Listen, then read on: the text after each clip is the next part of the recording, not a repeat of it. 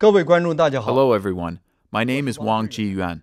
The topic of my seminar today is Ironclad and Irrefutable Evidence, World Organization to Investigate the Persecution of Falun Gong's 10-year investigation on the Chinese Communist Party's state crime of live organ harvesting against an enormous number of Falun Gong practitioners. Many of you may have heard about this before, but maybe some of you don't have a systematic understanding of this important issue. So today, I'm systematically presenting to you the results of the World Organization's investigation of more than a decade. First, I'll tell you several stories. The first story was reported from Washington, D.C. by the CCP's official Xinhua Net on March 25, 2012. The former U.S. Vice President Dick Cheney received a heart transplant on March 24, 2012, after being on a waiting list for nearly 2 years.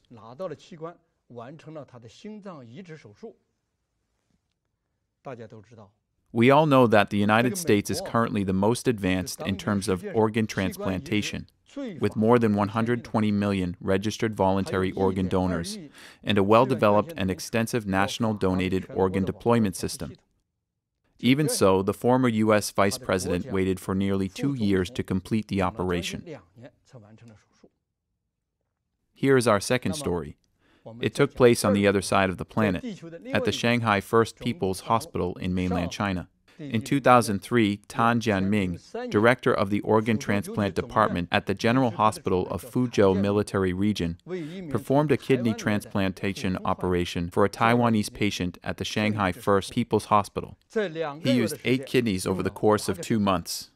At first, he used 4 kidneys to perform the tests one by one, and all of them failed due to the patient's antibody rejection. Then the patient went back to Taiwan. After nearly 2 months, he came back. Another 4 kidneys were tested, and the 8th kidney was successfully matched.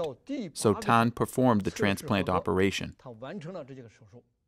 Therefore, Tan Jianming used 8 kidneys for an ordinary patient at the Shanghai First People's Hospital in 2003. Let's take a look at the favorable conditions existing for organ transplantation in mainland China in 2003. Why were there so many organs available? There were hardly any reports of voluntary organ donations prior to year 2005 in mainland China, and there was no national organ deployment system before year 2013. Mainland China's online organ deployment system was established in March 2014. In other words, in 2003, no one in China was voluntarily donating his or her organ, and it was impossible to systematically distribute organs on a national scale. However, in terms of organ sources, there was a large gap between China and the United States. In the United States, a former vice president had to wait for 2 years, equivalent to around 100 weeks, for an organ. Whereas in mainland China, for an ordinary patient, his surgeon was able to obtain 8 kidneys during a span of 2 months. He would obtain 1 organ per week on average. The difference is astonishing. What happened in mainland China? Why would such a situation exist? Now let's look at the third story. A nurse who had escaped from a live organ harvesting hospital answered this question. On March 9, 2006, a nurse named Annie, who previously worked at Liaoning Thrombosis Treatment Center in Sujiatun, escaped to Washington, D.C., where she revealed the CCP's crime of live organ harvesting from Falun Gong practitioners to the Chinese-language newspaper The Epoch Times. According to her, more than 6,000 Falun Gong practitioners were imprisoned in this hospital. Over the course of 2 years, from 2001 to 2003, Annie's ex-husband excised the corneas of approximately 2,000 practitioners with his own hands. Afterwards, their other organs were extracted by other surgeons. By the time when Annie and her ex-husband left the hospital, among the 6,000-plus Falun Gong practitioners, only approximately 2,000 were still remaining at the hospital. Now let's take a look at the video of her testimony. The Chinese-language media The Epoch Times and NTD-TV based in the United States reported 2 witnesses' testimonies. There existed a concentration camp where several thousand of Falun Gong practitioners were being held. The doctors there would extract organs from Falun Gong practitioners when they were still alive.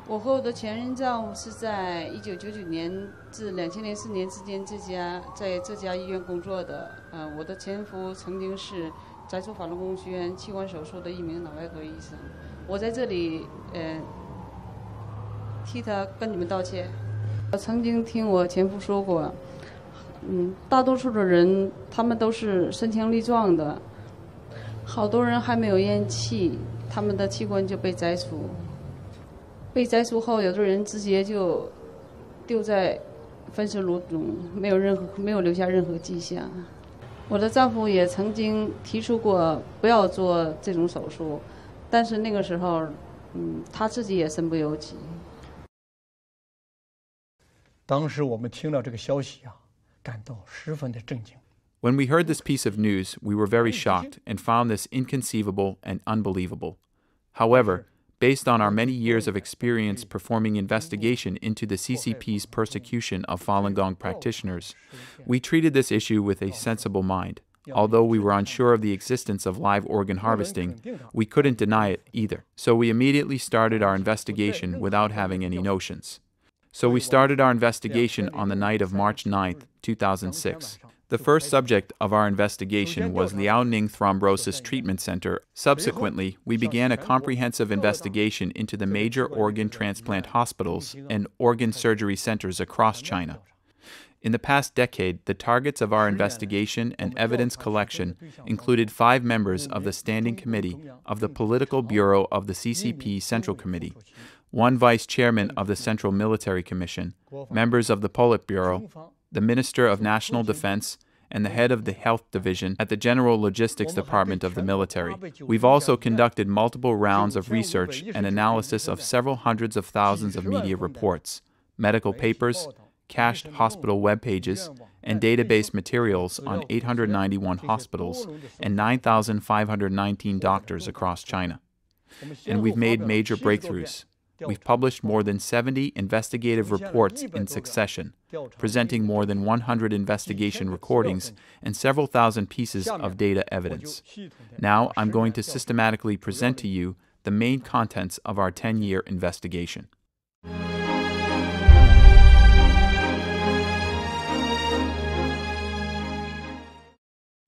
第一章是中国大陆1990 Chapter 1. After year 1999, China's organ transplant industry experienced an explosive growth. First, the number of hospitals performing liver transplant surgeries had increased dramatically from 19 prior to year 1999 to over 500 by April of 2006. There was an increase of 25-fold from 1999 to 2006. Let's take a look at this report from Sanlian Life Weekly, published on April 17, 2006. According to this report, the number of hospitals performing liver transplants increased dramatically to over 500 in mainland China. Second, according to official data, the annual liver transplant volume had increased by 180 times. According to a report published by the Chinese Liver Transplantation Registration website, on June 24, 2007, the cumulative total of liver transplants over a 20-year span prior to year 1999 was only 135 cases. During the 8 years from 1991 to 1998, Chinese hospitals performed a total of 78 cases of liver transplantation. By contrast, during the 8-year span from 1999 to 2006, an astronomical 14,085 cases of liver transplantation were carried out in mainland China. There was a difference of 180 times. It is unimaginable that, after the crime of organ harvesting from living Falun Gong practitioners was exposed in 2006, at a time when the CCP was accused of this crime and under close scrutiny from the international community, mainland China conducted at least 4,231 liver transplant operations between June 24, 2006 and June 24, 2007. This was 436 times of the annual average of 9.7 cases of liver transplant surgeries between 1991 and 1998. This was reported by the Chinese Liver Transplantation Registration website. Here, I would like to remind you that the numbers I just mentioned are only the official reported numbers from the CCP. According to our organization's investigation, the actual number of organ transplants is more than 10 times of this. I'm going to talk about another hospital. As an example, it is the Tianjin First Central Hospital, also known as the Orient Organ Transplant Center. After 1999, its liver transplantation volume increased by 300 times to over 3,000 times. The 300 times was officially reported, and over 3,000 times is what the World Organization deduced from analyzing the hospital's officially published data. Let's first talk about the 300 times which was mentioned in their official reports. Where was it reported? It was reported on the China Organ Transplantation website and the official website of the Orient Organ Transplant Center. In May 1994, the Tianjin First Central Hospital performed its first liver transplant operation. From 1994 to 1999, this hospital performed only 8 liver transplants. However, after 1999, it performed 507 liver transplants in 2004 alone. In 2005, it performed 647 cases of liver transplants. I haven't mentioned about the hospital's renal transplants. If we calculate based on this number, then it would equal to 300 times of the hospital's liver transplant quantity prior to year 1999. However, after we analyzed this figure, it appeared to be wrong. Why? According to the hospital's reports, by September 1, 2006, its organ transplant center's ward beds were increased to be over 500. The bed occupancy rate reached as high as 131.1%. The average length of hospital stay for a liver transplant patient in China is 25 to 30 days, with the longest being 1 month. Then, based on this information, one bed could accommodate one patient for 1 month. Then, in 1 month, 500 beds would accommodate at least 500 patients. Then how about in 1 year? It would be at least 6,000 people, right? So we take a conservative approach and estimate that the hospital would treat 5,000 organ recipients in 1 year. Let's say that this hospital performed liver transplants for 5,000 people in 2006. Then it would be over 3,000 times of the annual average of 1.6 cases prior to the year 1999. This shows what is called explosive growth. Taking this hospital as an example, before and after 1999, its liver transplant volume increased by several hundred times to several thousand times. Furthermore, since the year 2000, the unique organ transplant tourism has been gaining momentum in mainland China. According to a report published in the Sanlian Life Weekly magazine in 2004, in just a few years, tens of thousands of foreign organ transplant patients had started to travel to China, launching organ transplant tourism. These patients came from nearly 20 Asian countries and regions, including South Korea, Japan, Malaysia, Egypt, Pakistan, India, Saudi Arabia, Oman, Hong Kong, Macau, and Taiwan. Why is this the case? First, the organ wait time in China is very short, just 1 to 2 weeks on average. Also, the organ prices are cheaper than those in other countries. Moreover, I want to tell you that the organs of Falun Gong practitioners have also been trafficked into Israel. In August 2007, 4 human organ traffickers were arrested in Israel. They clearly admitted that some of these organs were from Falun Gong practitioners. The newspaper that you see right now is the largest newspaper in Israel by circulation. Think about it. China's organ transplant industry, in the case of liver transplantation, increased by 180 times, 436 times, and over 3,000 times in a blink of an eye. And the organs used are from living human beings. Isn't this an explosive growth? This is an explosive growth. What a horrifying situation it is.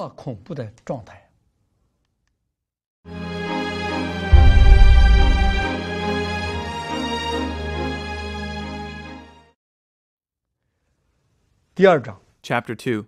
After the crime of organ harvesting from living Falun Gong practitioners was exposed in 2006, rush transplants also took place, and some hospitals even had promotions to offer free organs.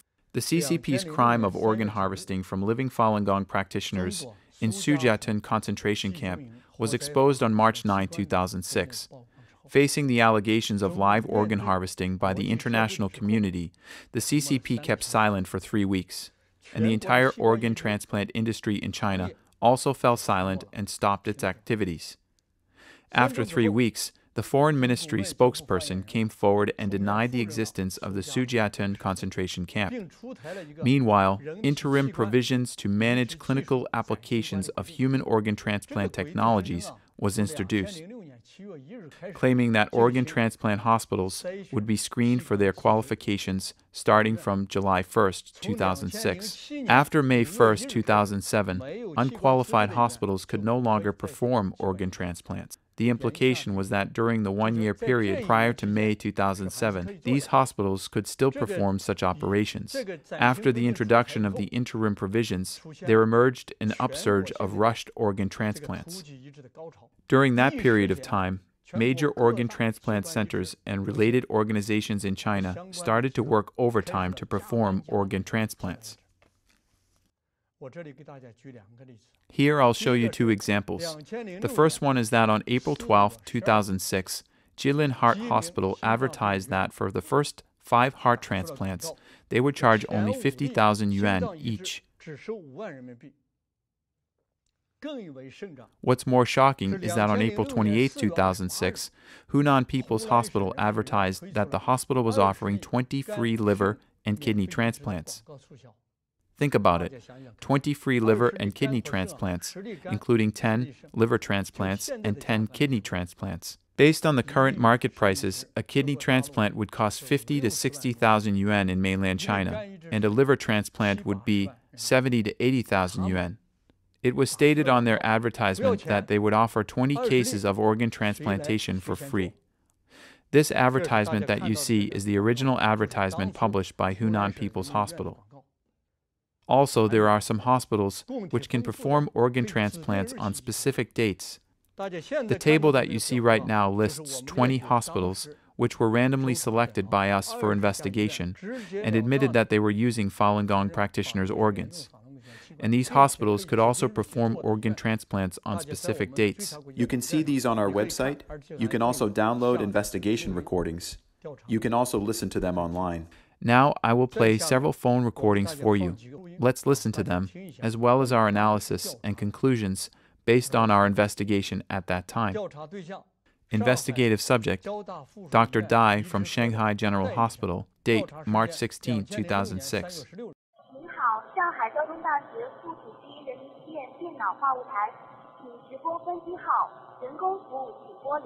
你好，你是肝移植中心，它的号码是多少？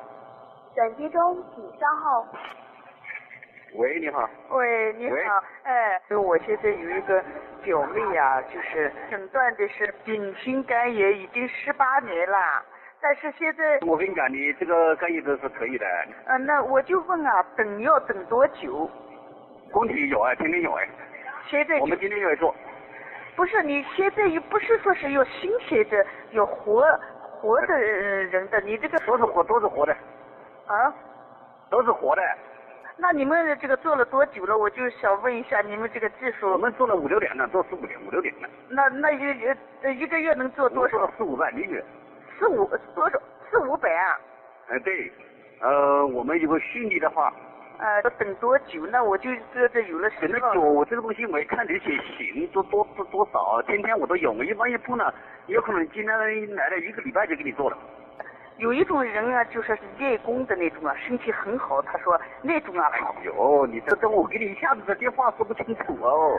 我要能找到这种，我就很快就会来。我是的，可以的，来呀。可以啊，可以。那我来怎么找你？你贵姓我？我戴医生。 So everybody heard it. He said that all the donors they used were alive and they had surgeries every day. Patients could have operations whenever they came to the hospital. The investigator inquired about organs from practitioners of Falun Dafa as donors. And this could be done too. And he also said that he could do 400 to 500 cases within a month. Let's listen to another recording. Investigative subject, a doctor at the Liver Transplant Center of Zhongshan Hospital, date March 16, 2006. 怎么了，先生？喂，你好，你是中山医院对，是的，病房肝脏移植中心吗？对，是的。我是要咨询一下。等会儿啊，我在医生。喂。喂，你好。你好，你是医生吗？这个移植手术啊。 那可以做的。那要等多久啊？你说1个礼拜左右就可以做了。他有没有这种练这个法轮功的这种提供的这种？这个我们都是这种。This one clearly answered that all the organs were from Falun Gong practitioners. Here's the third recording. Investigative subject, a doctor from the Liver Transplant Center at Tianfoshan Hospital, date March 16, 2006.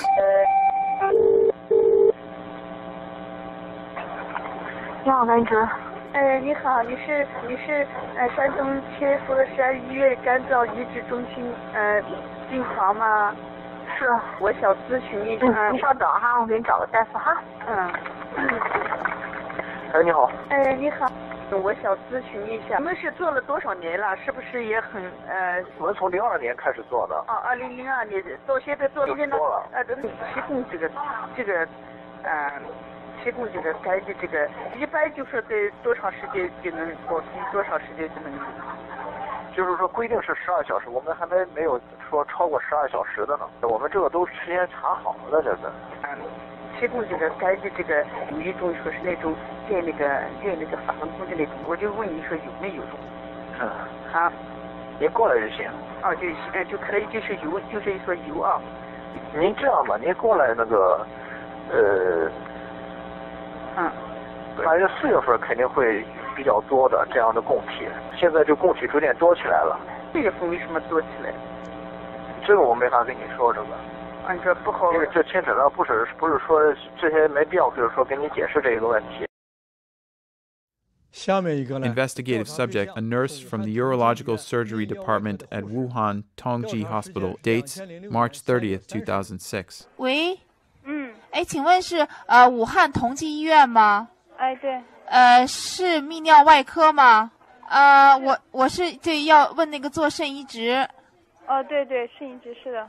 你们就是大量做肾移植是就是做了几年开始的？我们是最早的。那大量做肾移植是什么时候开始的呢？很早的开始。一年能做上几例呢？我们医院是数量做的最多的一个医院，像我们科就是在湖北地区是做的最多的，供体多也做的非常多。我从做患者来讲的话，希望那个肾源的话活体，新鲜。因为现在就是比较常说的就是找犯人的这个活体移植，比较多的就是用比如说练法轮功的这个用这个活体，这个的话就是行不行？就是这个可以。那么你们这边的话，就是比如说像那个就是监狱犯人那个练法轮功的这样的活体，能够有保证足够吗？对呀，可以啊，你到时候可以直接过来再具体谈。下面一个是 Investigative subject, Ju Yun Song, director of the Urological Department, date July 2006. 是，请问是广东军区总医院朱主任吗？我是。你好，我是北京304医院的，因为我们现在有2个亲戚在这个304医院，肾源上呢现在不太够。2001年、2002年、2003年的那个时候我们真是大量做呀。另外还有一个就是说，确实他那个法轮功呢，他这个肾源比较好。你们这边怎么样？这方面法轮功肾源？我们法轮功很少，我们这边。就是说还是有一些的这样的。我进行不来，你要愿意过来的话，就你过来，我们可以就5月1号之前肯定可以安排。那你这个，你呢？你这个大概是来一批量？你刚才说的5·1之前是有一批吗？好几批。好。我们任何肯定好几批。那我看一下，我赶快看他们这边。然后5·1之后的话，还有没有这个时间？5月之后可能到5月20几号了。5月20几号了，可能。5月20几号。对。那这样子哈，如果你这个期间的话，如果能得到这样的法轮功这样的肾源，你还是跟我再打声招呼，好吧？可以的，你有的过来好不好？刚才大家听了。Just now we heard 5 recorded phone investigations. These are just a few examples of the recordings of our extensive phone investigations. From Shanghai to Wuhan, from Shandong province to Guangzhou, from east to west, from north to south, across China's entire territory. In the entire country, the hospitals have been doing organ harvesting in a mad frenzy. They would perform organ transplants as soon as the donors come. They were all alive and all Falun Gong practitioners. When we heard the news about live organ harvesting, we were not certain. Through a period of investigation, we deeply felt that the live organ harvesting was real, and it was extremely serious. Not only that this was real, but also that it had been being carried out on a large scale across the country. We initially conducted investigations on major organ transplantation hospitals and transplant centers in 23 provinces, and all of them were doing this. Please think about it. How heavy our hearts must have been at that time.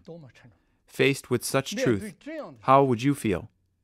This is the horrible situation of the organ transplant industry in mainland China in 2006. Due to our investigation, we deeply felt that the crime of live organ harvesting was indeed existent, and it had been taking place throughout China.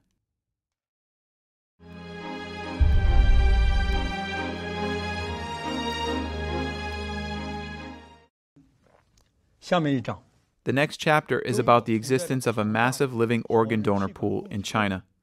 Through our systematic investigation, we found that China's organ transplant industry experienced an explosive growth after 1999. Rush organ transplants emerged after 2006 and soon became commonplace. For this kind of frantic organ transplants to take place across China, where did those organs come from? We've discovered that there exists an enormous living organ donor pool in mainland China. Why do I say that China has such a huge living organ donor pool? I will explain this to you from 9 aspects. First, the average wait time for organ transplant is extremely short. The average is 1 to 2 weeks. Earlier, we talked about the average organ wait time in the United States, which is 2 to 3 years. After 1999, the organ transplant wait times in mainland China became extremely short. Even the phenomenon of reversed organ matching emerged. Under normal circumstances, patients would wait for donor organs. That is, patients would need to look for organs everywhere or wait for organs to come. We all know that organ transplantation requires matching, such as blood type matching, HLA, human leukocyte antigen matching, as well as lymphotoxin crossover trial. In terms of the HLA matching, the many years of experience of the International Society of Nephrology suggests that the probability of finding a matching donor who is not a family member of the patient is 6.5%. In other words, one person doing organ transplantation requires at least 15 to 16 people in order to find a match. Also, you still need to match the blood type and several other items, so this is very hard to do. The average wait time for liver and kidney transplants in the United States is 2 to 3 years. However, in China, there exists the phenomenon of reverse organ matching. I'll give you a few examples right now. The first one is regarding the Orient Organ Transplant Center at Tianjin First Central Hospital. According to their summary report on their website, the average wait time for a liver transplant is 2 weeks. The second is about the China International Transplant Network Assistance Center, CITNAC, in Shenyang. It offers the patients a special service. That is, if the donor organ is found to be problematic at the time of the donor organ extraction, the center would be responsible for finding a new organ for the patient and complete the operation within 1 week. This means that the center would find an organ within 1 week after the operation cancellation. In the third example, this is the webpage screenshot of the liver transplant surgery application form at the 2nd Military Medical University in Shanghai Changzheng Hospital. It clearly indicates that the average wait time is 1 week. Now I'm going to play several of our phone investigation recordings for you to learn about the situation of China's organ transplant industry. Investigative subject, a doctor at the Hepatobiliary Surgery Department of Zhengzhou People's Hospital. Date, June 25, 2015. 你好，请转一下那个肝胆外科那个病房医生电话。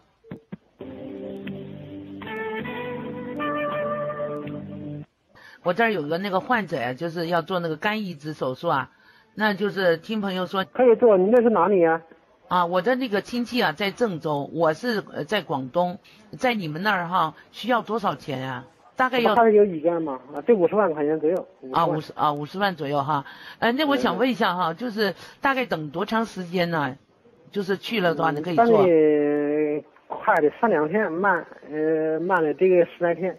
你们供体一般都是什么类型的？是死刑这个犯。东西不可奉告啊，不可奉告，我们不要问这些东西。这些不要问啊。那我大概什么时候去能找到你啊？你啥时候每天24小时直接到我们病房嘛，16楼。16楼。移植科。到16楼。Here is the second recording.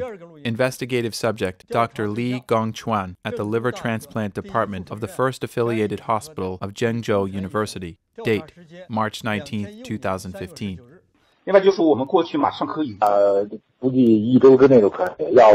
我们今天上午还做了一个，然后是刚做完。他等了多久啊？这边弄好之后，我们看了可以做，然后是这个病人立马有的连夜能过来，连夜做。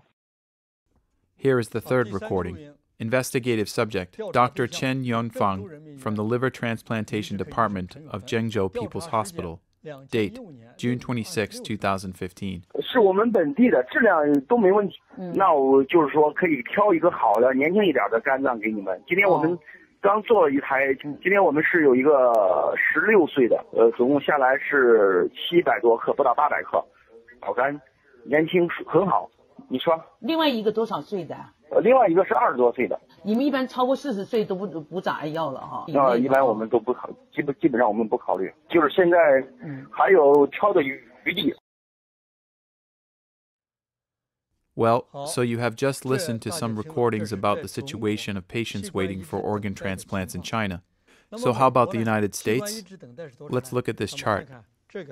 This is a web page screenshot.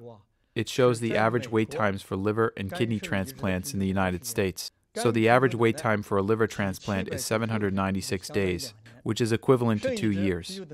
And the average wait time for a kidney transplant is 1,121 days, which is equivalent to 3 years. Let us now compare the differences between China and the United States. In the United States, the average organ wait time is 2 years, equivalent to 106 weeks. The U.S. has 120 million voluntary organ donors, as well as an advanced national organ deployment network system. We've all learned that in China, the average organ wait time is 2 weeks. If we perform a calculation based on the U.S. organ deployment system, how many voluntary organ donors would be required for a matching donor to be found within 2 weeks? It would be around 6 billion people. There is such a large gap.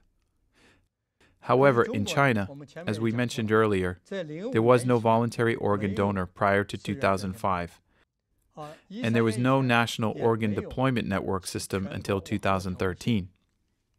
This is the first aspect that I'm talking about. This is one piece of evidence to prove the existence of a massive living organ donor pool in China. Let me explain to you about the second piece of evidence. The rate of emergency liver transplant was as high as 26.6%. What is emergency liver transplantation? It is an emergency liver transplant operation performed on patients with acute, serious liver problems in less than 72 hours to live. This is called emergency liver transplant. What you see now is the 2006 annual report on China liver transplant registration. This annual report clearly recorded that from April 6, 2005 to December 31, 2006, they collected data on 8,486 cases of liver transplantation.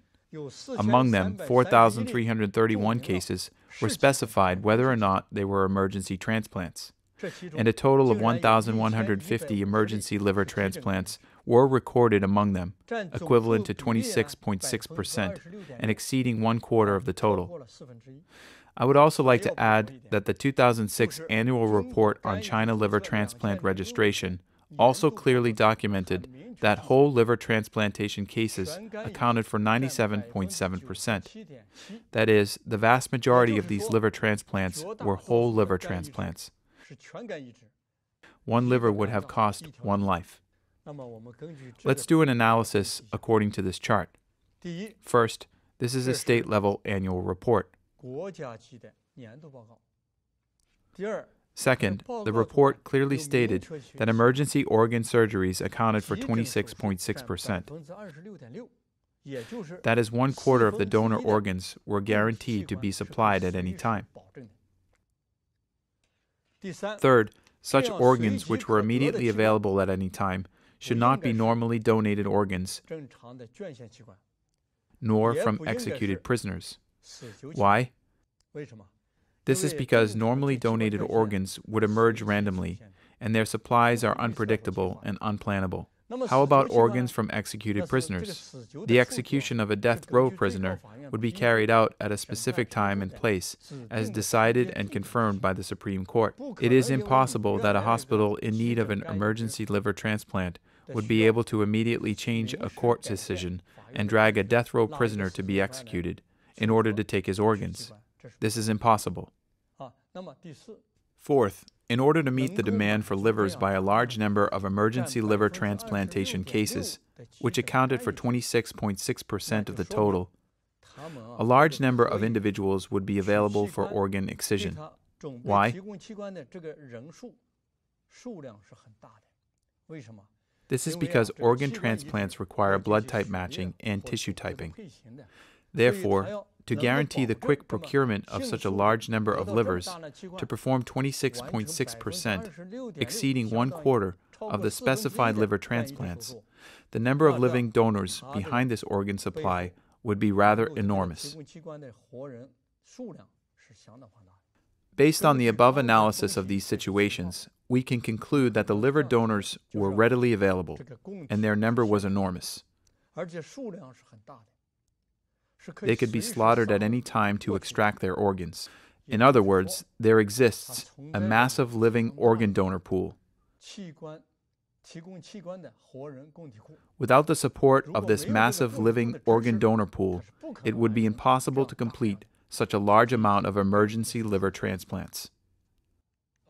The third evidence of the existence of a living organ donor pool is that one operation would be supplied with multiple backup donor organs.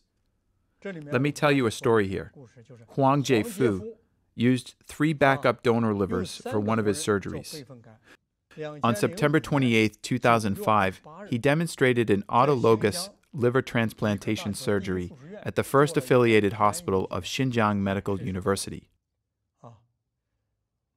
This news story was reported by 4 major state-run Chinese media outlets, including www.xinhua.com, reprinting from www.xjbs.com.cn, and www.sina.com, reprinting from Urumqi Evening News, Today's Nurse Monthly Magazine, and Phoenix Weekly Magazine also reported this surgery taking place on September 28, 2005. According to our analysis, since a lot of the details were reported, according to our analysis of the situation, these 3 donor livers were excised from living persons. First of all, let me narrate this story for you. When Huang Jiefu opened the abdominal cavity of a 46-year-old liver cancer patient named Yao Shufa, he discovered that this liver's condition was suitable for an autologous liver transplantation. What is autologous liver transplantation? That is, to remove the patient's liver first, cut off the tumor or lesion on the liver, and then place the liver back into its original position, back into the patient's body. This is called autologous liver transplantation. So Huang Jiefu decided to do an autologous liver transplantation. An autologous liver transplant would take more than 12 hours to perform, and afterward, it would take another 24 hours of observation to determine whether it is successful or not. If the surgery fails, he would have to conduct an allogenic liver transplant. Otherwise, the patient would die immediately. So Huang Jiefu sutured the incision, and he then immediately called the first affiliated hospital, Sun Yat-sen University of Medical Sciences in Guangzhou, and the third military medical university, affiliated Southwest Hospital in Chongqing, requesting a backup liver.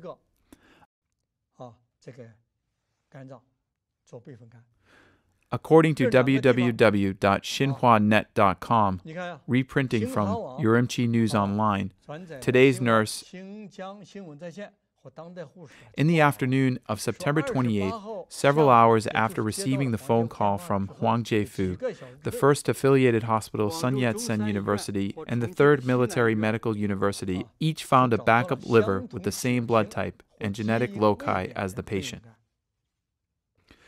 Please note that the backup livers that they found not only had the same blood type, but also the same genetic loci as the patient.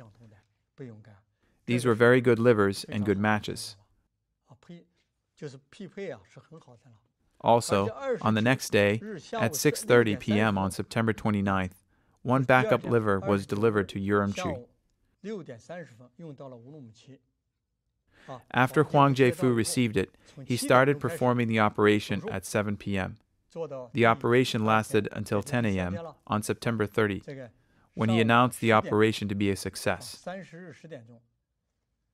However, a successful operation didn't guarantee a successful transplant, so he observed the patient for another 24 hours. Huang declared the transplant successful. The backup livers were no longer needed. Now, let's analyze why I said that Huang Jiefu used 3 living people as donors. First, let me tell you a piece of common knowledge. According to the regulations released by mainland China's Ministry of Health, the donor liver's cold ischemia time cannot exceed 15 hours. The period of time between when a liver is put into a cold preservation solution and when it is transplanted into another body cannot exceed 15 hours. If it exceeds 15 hours, then the liver can no longer be used. Then let's think about this again. The livers delivered from Chongqing and Guangzhou must have been 2 living persons. Why? If you excise the livers in Chongqing and Guangzhou, by the time they arrived, the time would have exceeded 15 hours. The one found in Xinjiang must also be a living person. Why? When you found it, you couldn't extract the organ right away, because you had to wait to see when the operation would take place. If you excised it, and later the cold ischemia time exceeded the stipulated 15 hours, the liver would also become useless. Therefore, these 3 livers were actually 3 living human beings. On the third aspect, based on these news reports, we can see that there exists a large human organ donor pool, which operates outside of China's judiciary system. Why do I say that it's outside of China's justice system? This is because the execution of death row prisoners must strictly comply with the regulations. The time and location of the execution must be in accordance with written documents issued by the Supreme Court. At the time of the execution, officials from the court and the procuratoriate must be on site to perform a positive identification of the prisoner awaiting execution. Then, a forensic assessment is performed to determine whether or not the person has been shot to death. Only then can his or her organs be extracted. Now let's think about it. The news reports clearly indicated that the medical personnel brought 2 matching livers and diverting equipment to Xinjiang. That is, the livers couldn't be from the court system, and it is impossible that the hospitals would bring a large group of forensic doctors and court and procuratoriate officials in order to watch Huang Jiefu's operation, and then they would announce the execution of the liver donors. This is absolutely impossible. On the fourth aspect, this live human organ donor pool is suspected to be at the state level, and the number of detained persons is massive. According to these news reports mentioned previously, the number of people who could be slaughtered at any time for their organs and who were in concentrated detention was enormous. Why? Previously, I reminded you that Huang Jiefu found 3 backup livers with matching blood type and genetic loci within a few hours.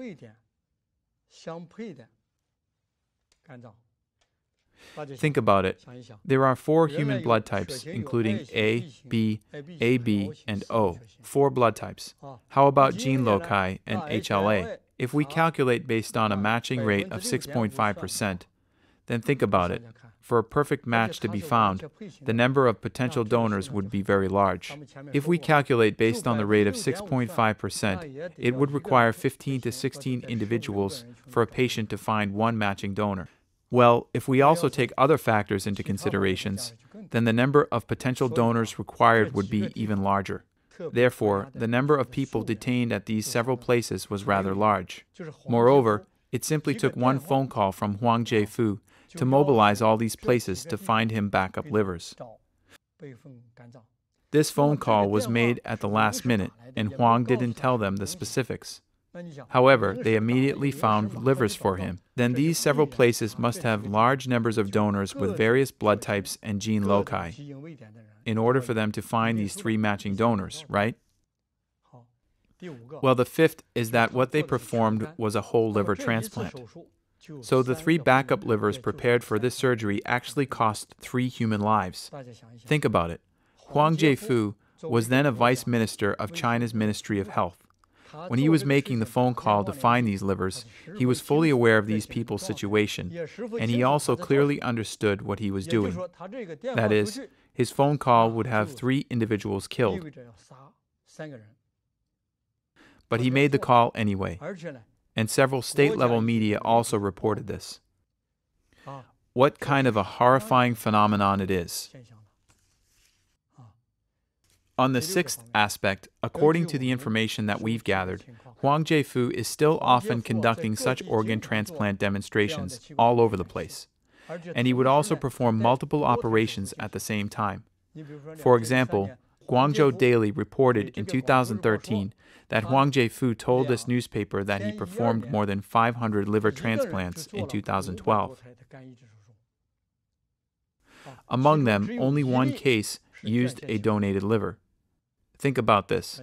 As a vice minister of China's Ministry of Health, with lots of traveling at public expense, seminars and conferences, and other social activities, he could even perform 400 to 500 cases of liver transplantation in 1 year alone. How many cases could mainland Chinese surgeons perform? This is a terrifying situation. Let's take a look at the 4th evidence.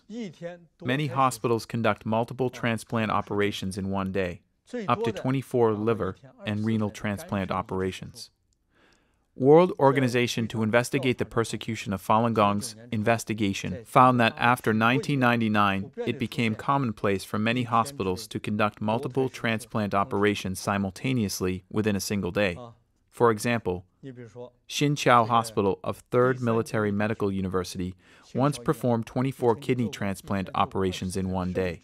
Tianjin First Central Hospital once performed 24 liver and kidney transplant operations in 1 day. The General Hospital of Jinan Military Region performed 16 renal transplant operations. The Hospital of Sun Yat-sen University performed 19 kidney transplant operations in 1 day. The phenomenon of simultaneously conducting multiple transplant operations in 1 day is still very common. In 2014, we found online reports about 42 hospitals conducting multiple organ transplant operations at the same time. Let's think about it. Such a large number of simultaneously performed surgeries have been emerging over a long period of time. Where did the donors come from?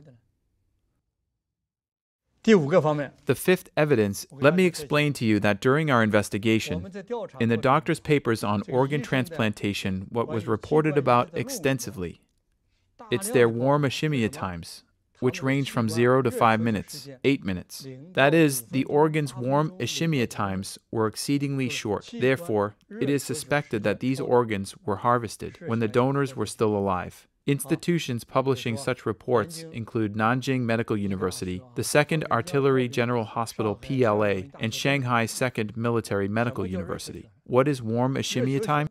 It is the period of time from the moment the donor stops supplying blood to the organ to the moment when the organ is placed into a cold preservation solution. This period of time is called warm ischemia time. If a person's organs are excised after death, his warm ischemia time would start when his heart stops beating. Then the organs are extracted and placed in a cold preservation solution. This period of time is called warm ischemia time. In these doctors' medical papers published in mainland China, the warm ischemia times were generally reported to be 0. Organs with a warm ischemia time of 0 are usually obtained from brain-dead persons or living humans. I would also like to tell you that there has been no legislation on brain death in mainland China so far, and there is no uniform set of national criteria on what constitutes brain death. This means that there should be no brain-dead organ donor in mainland China. If anyone in mainland China says that he uses organs from brain-dead donors, that person would have violated the law. The 6th evidence to show the existence of a living organ donor pool is the proofs of murder revealed in some medical papers published in mainland China. A medical paper written by Wu Jian and 5 other physicians from Yan'an Hospital of Kunming describes the procedure of 2 combined heart-lung transplant operations and the protection during the organ excision operation. In this paper, the text I've underlined in red are their operation records. Here is the description of the surgical procedure as specified in the paper. After the donor, organ provider, entered their operating room, conventional anesthesia and endotracheal intubation procedures were administered. After the anesthesia began taking effect, routine draping procedure was followed by using sterile towels. An incision was made in the center and into the chest swiftly by using routine surgery procedures. Then, let's analyze why we say that this is a proof of murder. First, according to the surgery records, we believe that the donor was a living person, because only living people need anesthesia and intubation, right? Of course, these measures may be necessary to relax the muscles under special circumstances, but not here. Second, the donor was also a conscious person. According to the description of the surgical procedure, after the anesthesia began taking effect, routine draping procedure was followed by using sterile towels. Then think about it. Clinically, how do doctors determine whether the anesthesia has taken effect or not? It is based on checking the person's nerve sensory functions and reflexes, right? Then since the doctor had to observe and determine that the anesthesia has taken effect before using the sterile towels to perform the operation, this person must still have nerve sensory functions and reflexes. So this was definitely a living person, right? Third, this was a person with spontaneous breathing. This is because, according to the surgery records, the tracheal intubation only took place after the donor entered the operating room. That is, before entering the room, he or she could breathe on his or her own without intubation, right? Fourth, the organ provider was not brain dead or in a deep coma. This is because, if so, he or she would have received some emergency treatment, which would require endotracheal intubation and intravenous fluids. Even if the rescue efforts failed, the doctors would still maintain the organ provider's breathing, blood circulation, and heartbeat in order to keep the organs in a good condition. So he or she should have had intravenous infusion prior to entering the operating room. Therefore, we performed the above analysis from several aspects.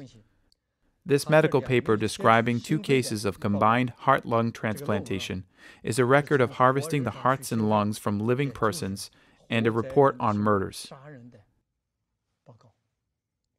It is an authentic description of how the doctors conducted a murder.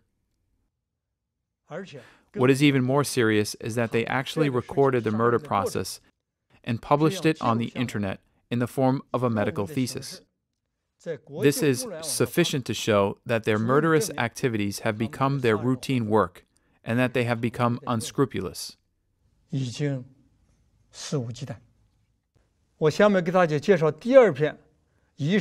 Now I'm presenting to you the murder evidence revealed in another medical paper. Chen Jingyu, a doctor at Wuxi People's Hospital, jointly authored a medical paper with 8 other doctors describing the excision of 100 lungs.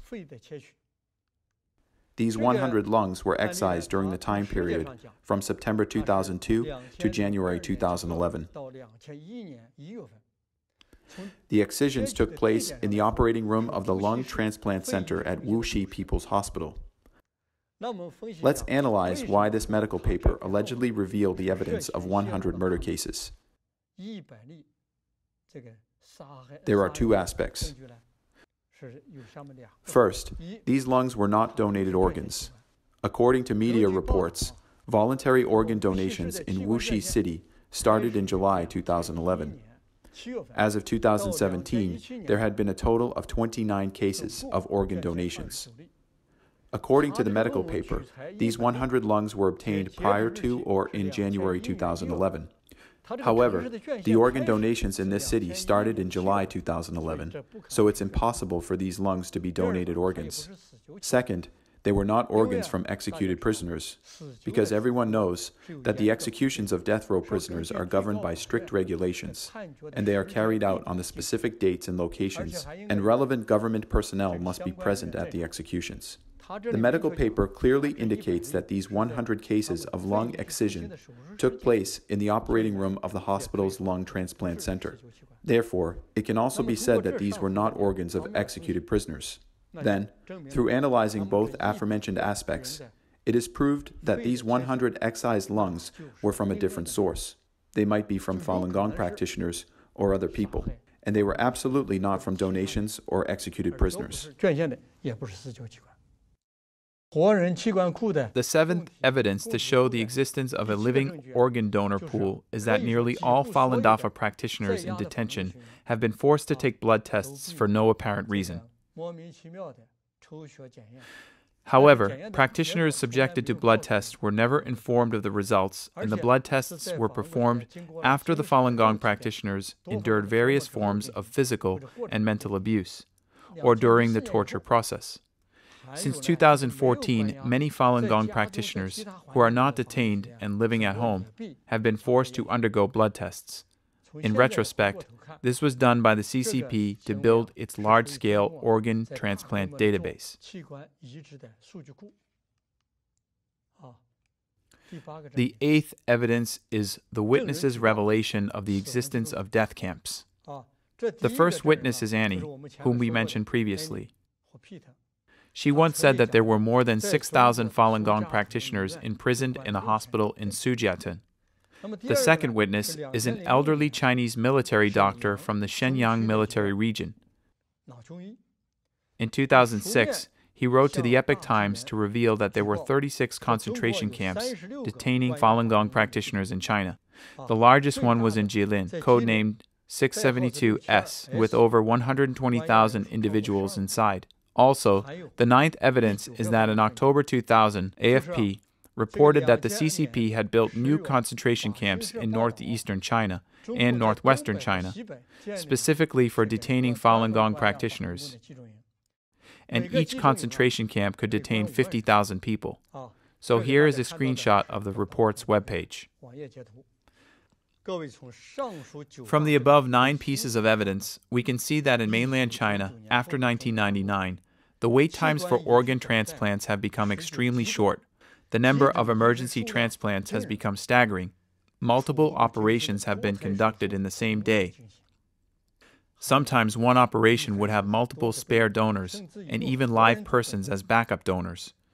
It is very common for donor organs to have zero warm ischemia times, and some strange phenomena, such as free organ promotions, have been taking place. These cannot be explained by normal organ donations or organ procurement from executed prisoners. Combining these pieces of evidence with insiders' testimonies regarding some large-scale concentration camps, we can draw this conclusion. After 1999, institutions similar to Nazi concentration camps have emerged in mainland China, holding a large number of Falun Gong practitioners and killing them for organs at any time. In 2007, I personally called Chen Qiang, a kidney broker, who worked for the People's Liberation Army No. 307 Hospital in Fengtai District, Beijing. He clearly stated that the authorities, the police, and the prison system were operating a supply chain to sell the organs of Falun Gong practitioners. I asked, quote, "How could you be so sure that the organ source was a Falun Gong practitioner?" End quote. Chen even said, quote, "When the time comes, then on our side, our higher-ups will have people show you some documents." End quote. Let's listen to the recording of this phone call. Investigative subject: Chen Qiang, a kidney broker for the PLA's No. 307 hospital in Beijing. 你这个东西呢，你怎么确定他是法轮功学员？这一点你了解过吗？怎么确定法轮功学员？到时候我们这边头上面有人会给你出现资料，知道吗？他会出资料给你，这你放心。哦，那好，那你因为我现在给你，人家有资料，我个人简历什么资料都有。哦，那好。但还有一个问题，我跟你说吧，我跟你说白了，我这边呢全部都是我们这边也是通着关系，上面有上面的人，知道吗？像这些资料都不你说我都拿给你，知道吗？那好。他们这些呢，前些年因为法轮功学员上访没报姓名的，他们偷偷关起来了。这些没有登记也没注册。啊，这里面像这里面的也很正常，知道吗？他这就没留，我跟你说，他这里面没留下姓名，他都留代号，你明白吗？对对对。他的像这些你不留姓名的全部代号，我这个比你明白，全部都有代号留档案，知道吗？是这样的。那他光有代号的话，那应该还有真实名字的档案也是在里面了，对不对？真实名字查不出来的话，他只能留代号，知道吗？还有根据那个手印儿，个人的手印儿，他根据那个来，知道吗？那就等于是把他们这些人编了号，关起来了，对不对？那肯定的，你像那他不编号，那到时候不乱套了吗？什么根据都没有，那哪行啊？ Well, we all heard this recording. This is how Falun Gong practitioners are administered with the code numbers, and they are killed for their organs by the CCP at will. After I finished this phone call, I was in a very heavy mood. This is horrifying. Is this something that humans are capable of doing? And what is even more serious is that such inhumane murders have become routine business for them. They conduct such activities without trying to keep them a secret.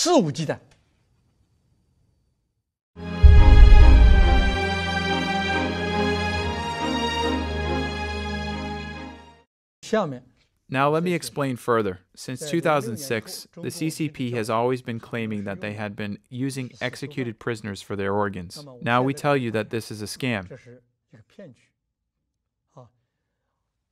After listening to what I said just now, please think about several questions. First, is it possible for the average wait time for an executed prisoner's organ to be 1 or 2 weeks? Can this type of organ supply meet this requirement?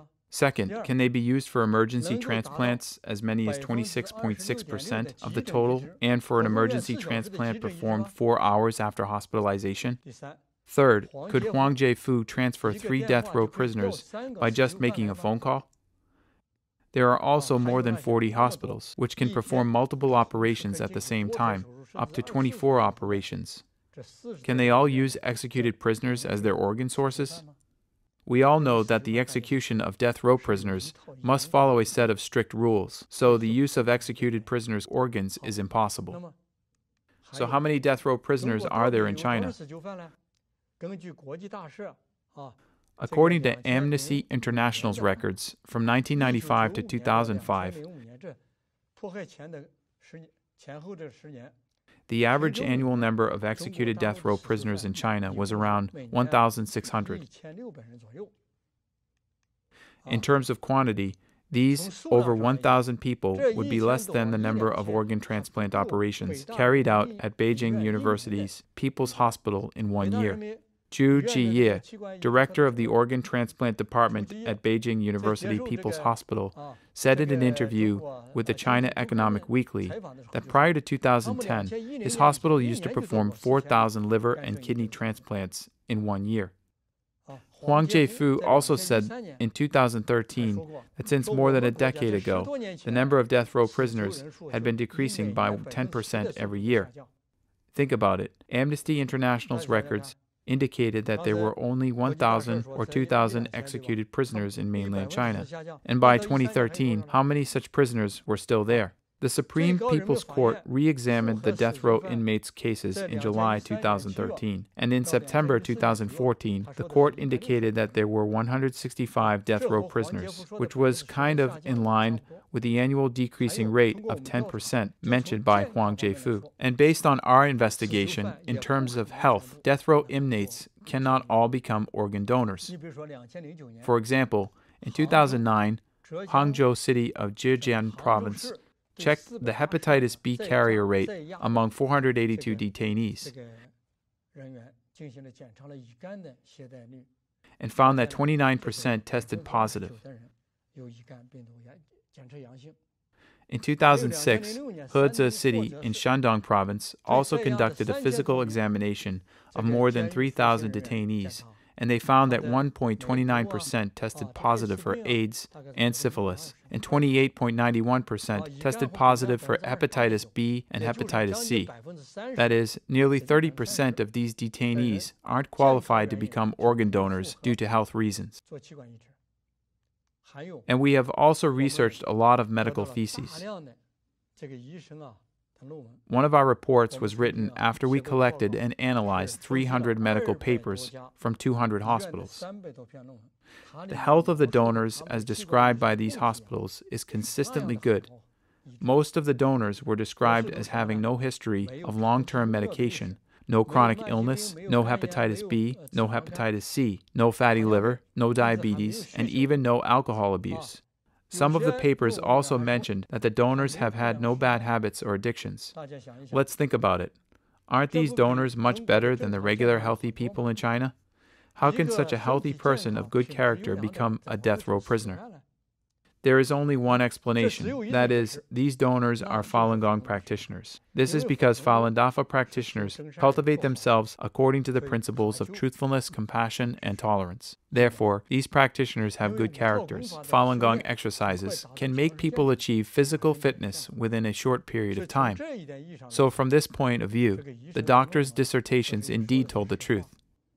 What they have used over these years are such excellent organs.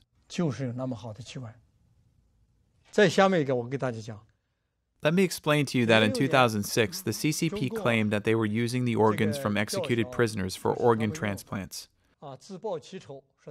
This diverted the entire world's attention from the live organ harvesting issue and diffused and weakened Falun Gong practitioners' accusation against them. Over time, this has also caused the international community's condemnation. This is because the use of executed prisoners' organs is also immoral. Therefore, the CCP started calling for pilot projects for the Chinese citizens' voluntary organ donations in 2010. In January 2015, it was announced that the CCP would stop using executed prisoners' organs and that all organ transplants would be performed by using organs donated by citizens. So what actually happened? Let me tell you that this is a lie. First of all, at present, the Chinese citizens' organ donation rate is just 0.6 per 1 million people, making China one of the countries with the lowest organ donation rates in the world. And let me tell you that there was no voluntary organ donation in mainland China before year 2005. Here we have a piece of evidence. It has been reported that He Xiaoshun, the vice president of the first affiliated hospital of Sun Yat-sen University, performed China's first liver transplant operation with a donated organ in 2005. When Huang Jiefu was being interviewed by CN Healthcare website, he said that as of 2009, there had been only 120 cases of voluntary organ donation by Chinese citizens. Before 2010, that is, as of 2009, there lacked a voluntary organ donation system in China. So there was no such system. This system was actually established on March 1st, 2014. The information we see now is regarding the organ donation pilot project in Nanjing City, which was one of the 10 organ donation pilot cities in mainland China. On February 25, 2011, Yangtze Evening Newspaper reported that 1 year after the pilot rejected was established, Nanjing hadn't had any organ donation. The number was 0. Over the past 20 years, only 3 persons had donated their organs in Nanjing. The second aspect is the results of the World Organization to Investigate the Persecution of Falun Gong's investigations. From January to November 2015, we conducted phone investigations on all mainland Chinese hospitals, which were qualified to perform organ transplants, as well as some civilian organ donation organizations. As it turned out, there had been very few successful organ donations. Let's listen to these recordings. The first recording, investigative subject, a staff member at the Organ Donation Office of the Red Cross Society of Beijing, date, December 6, 2015. 您是那个北京那个市红十字会是吧？对对对，我们就是值班的人员。哦，哎，我想问一下，就是因为我那个是有一个亲戚吧，要做那个移植啊，那医院都说那个就是红十字会呀，就是说你们这边就是说有都是这边捐的哈，我就想问一下，那我们在这边红十字会这里哈，就是那个有捐献的吗？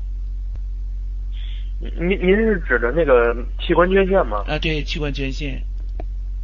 我们是北京市红十字会，现在这个工作我们还正在筹备阶段。The second recording. Investigative subject, a staff member at the Tianjin's Red Cross Society. Date, December 11, 2015. 我就想问一下，你们这里那个捐献有多少人捐呢？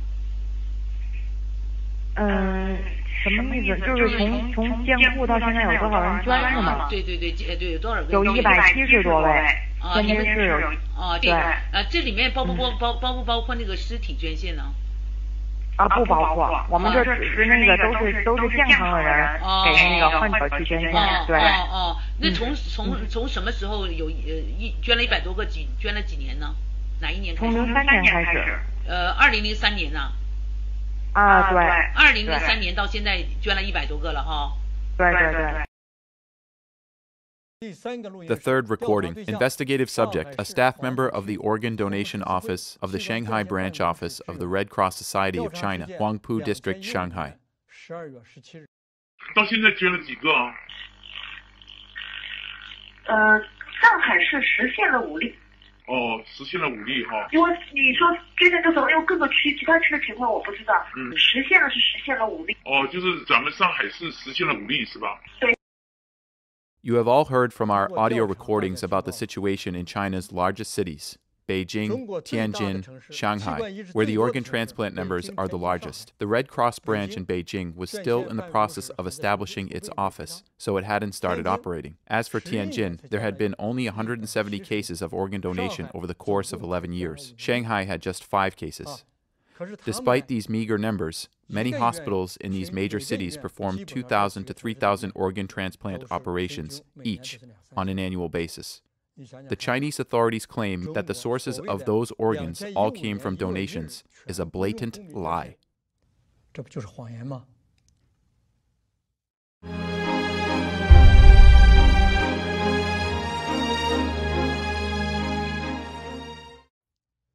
Harvesting organs from living Falun Gong practitioners is a state crime committed by the CCP.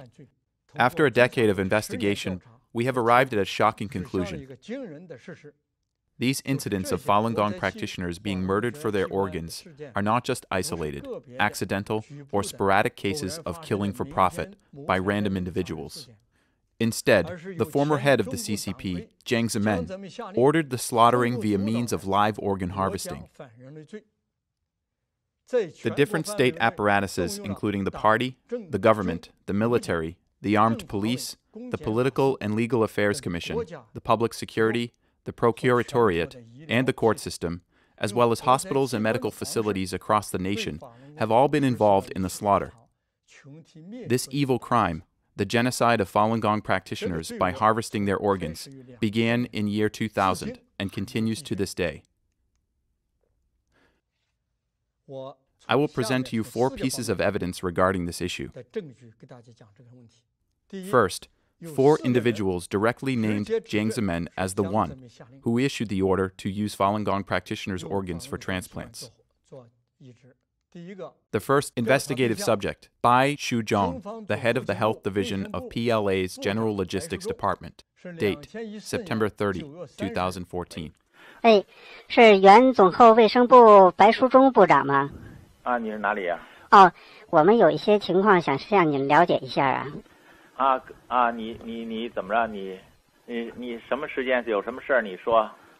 是这样，就是在您那个担任这个总后卫生部长的时候啊，就是摘取在押法轮功人员器官做器官移植手术这件事情，是当时的总后部长王克布置的任务，还是军委直接下达的命令呢？当时是江主席啊，对有一个批示，有一个批示的话，就是说，说开展这些事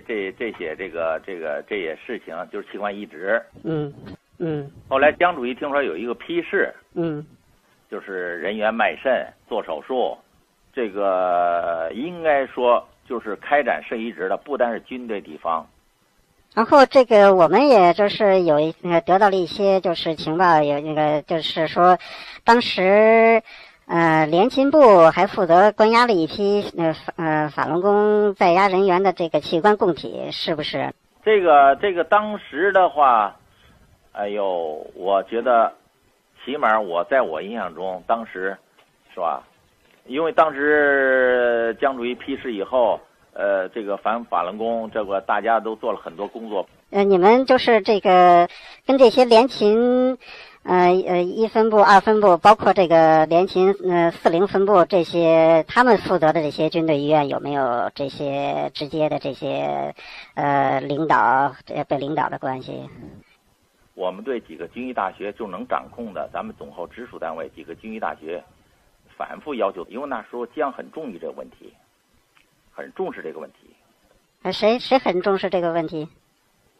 江啊，当时在位的时候还是很重视这个问题，都有批示的。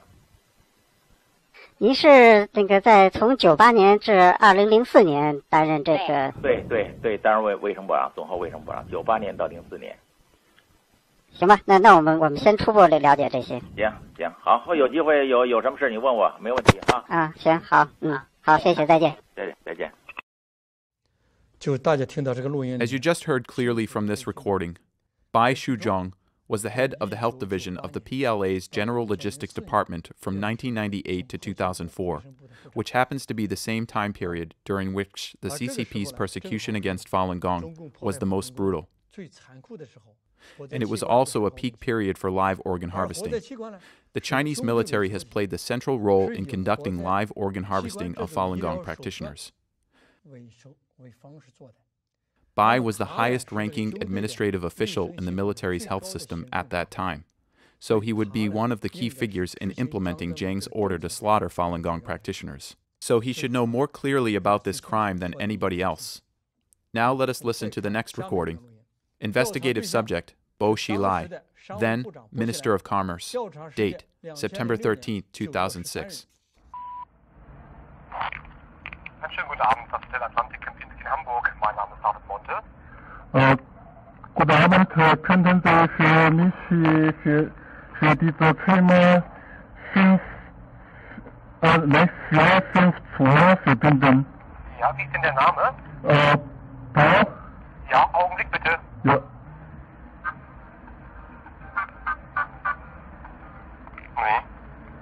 Nee? Ja? 是那什么国家部长吗？你是哪啊？我是那个使馆，我是那个使馆一秘啊。那什么有点急事啊，今天那个德国那个外交部下午那个跟我们说了一下，有一个事情得澄清一下。就是说那个当初您在这个辽宁当时那个省长的时候，因为说到明天的会见嘛，他们想那什么澄清一下，就是说当初您在那个辽宁当省长的时候，是相当您那个江主席下的命令，还是您那个还是您那个参与的？就是说这个关于把这个法轮功这个活体摘除器官这个事情，是您的命令，还是江泽民的命令？就他们那个德国外交部要核对，就是说如果您要是参与这个事情，他们就是说有一些会见，就是说他们可能出席的规格就有所变动。就是说这个因为是他们法轮功的递交了一不是那个，但是这个马上这事情那个他们今天下午刚那个递交了这个，就是给我们一个那个照会，就是说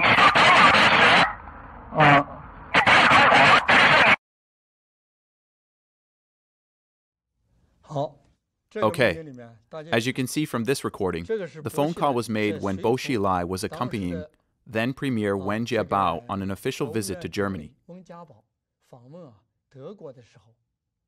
Bo took the call in his hotel room in Hamburg. Our investigator pretended to be the first secretary of the Chinese embassy in Germany.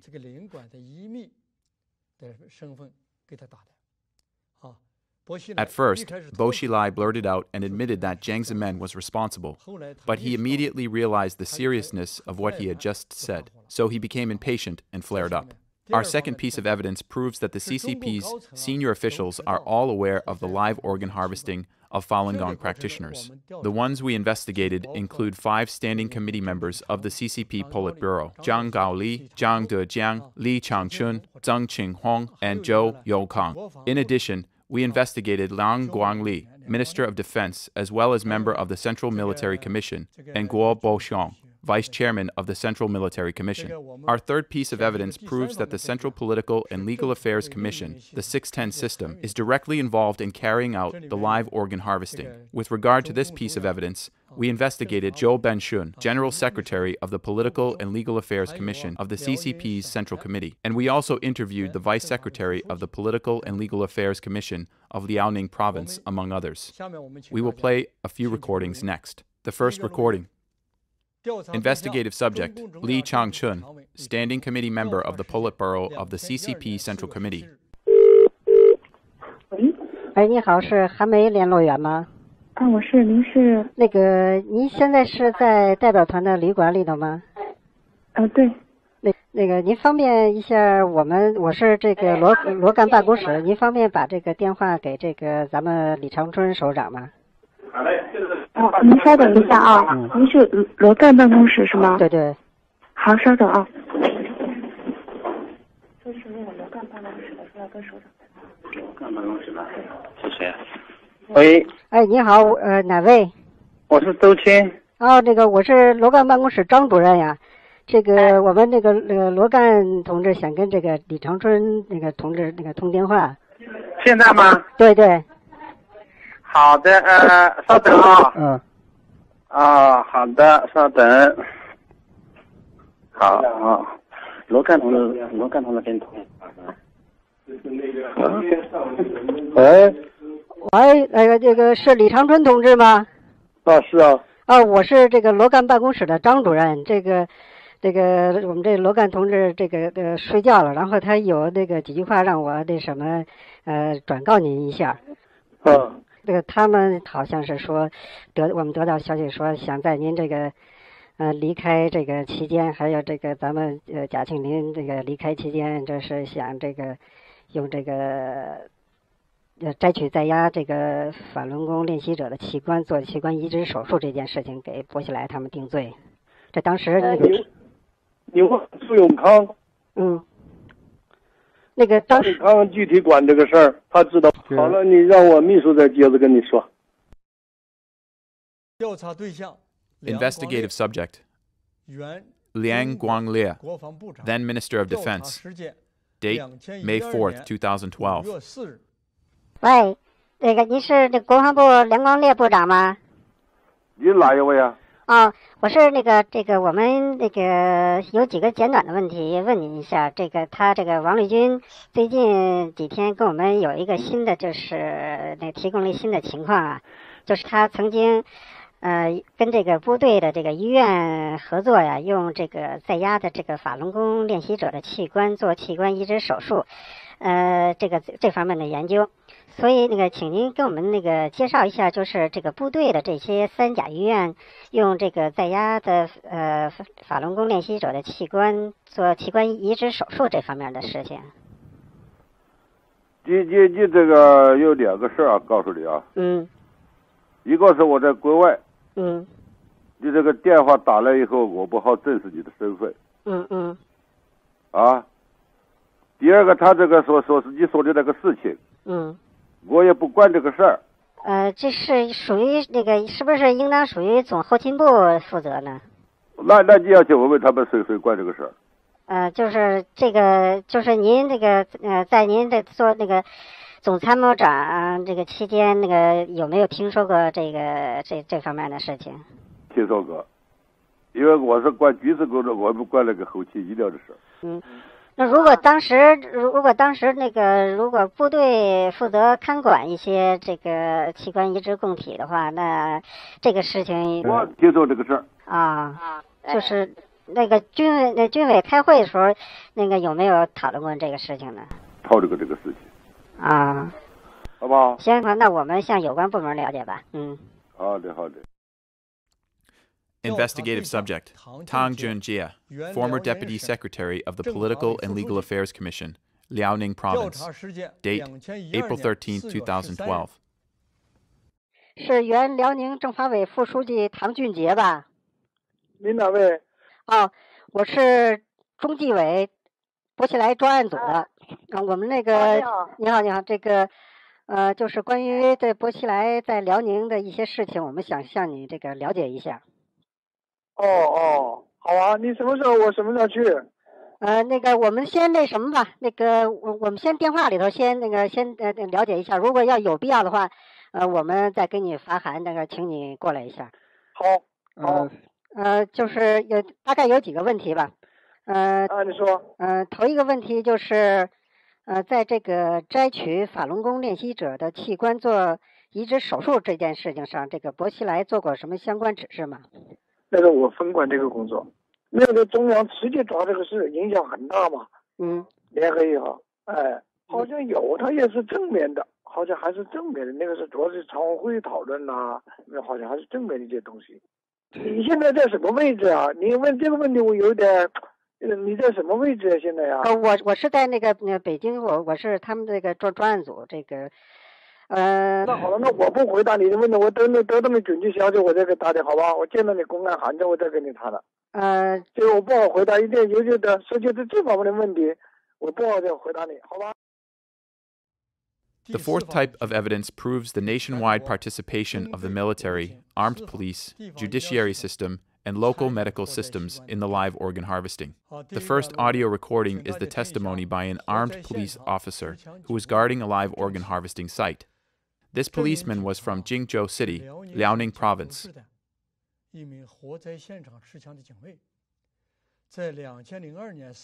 On April 9, 2002, he guarded the site where two military doctors live organ harvested a female Falun Gong practitioner in her 30s.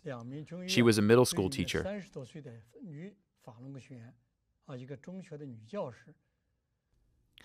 Her heart, liver, and kidneys were extracted when she was still alive. He later blew the whistle to World Organization to investigate the persecution of Falun Gong, and described in gruesome and horrifying detail what he had witnessed during the entire process of live organ harvesting. Let's listen to the recording first. 以后王宪，如果我还活着的话，你就帮我转载这些东西。好，我答应你。那个，如果我要是死了，你就找别人，或者是打听我这个，或者是把我的这个事迹做成一个文章。我倒是不是为了让他知道我，为了让更多的我出来，敢于说真话。哦，你的目的是这样子啊？那个时间你好像没告诉我哈。2002年4月9日。4月9日。对，4月9日下午5点开始解剖，时间进行了3个小时，之前已经连续1个月了。什么叫连续1个月啊？连续1个月的刑讯逼供。你亲眼看到啊？所以苏家屯这个事情是真的啊？那当然了，沈阳苏家屯，你别说他们，别的事情就犯别的事儿的，全都是毒打，全都是苏家屯那地方是辽宁最黑的地方。对啊，他们那就是活摘器官的地方啊。对，最黑的地方。眼角膜、肾、心脏，还有这个甚至还把那个脑浆吸出来，不知道有什么用。手术刀在胸脯一刀下去，血是喷溅出来的。你看到那个是男的还是女的？女的。女的，年轻的吗？30多岁吧。好，你说一下他当时怎么说的？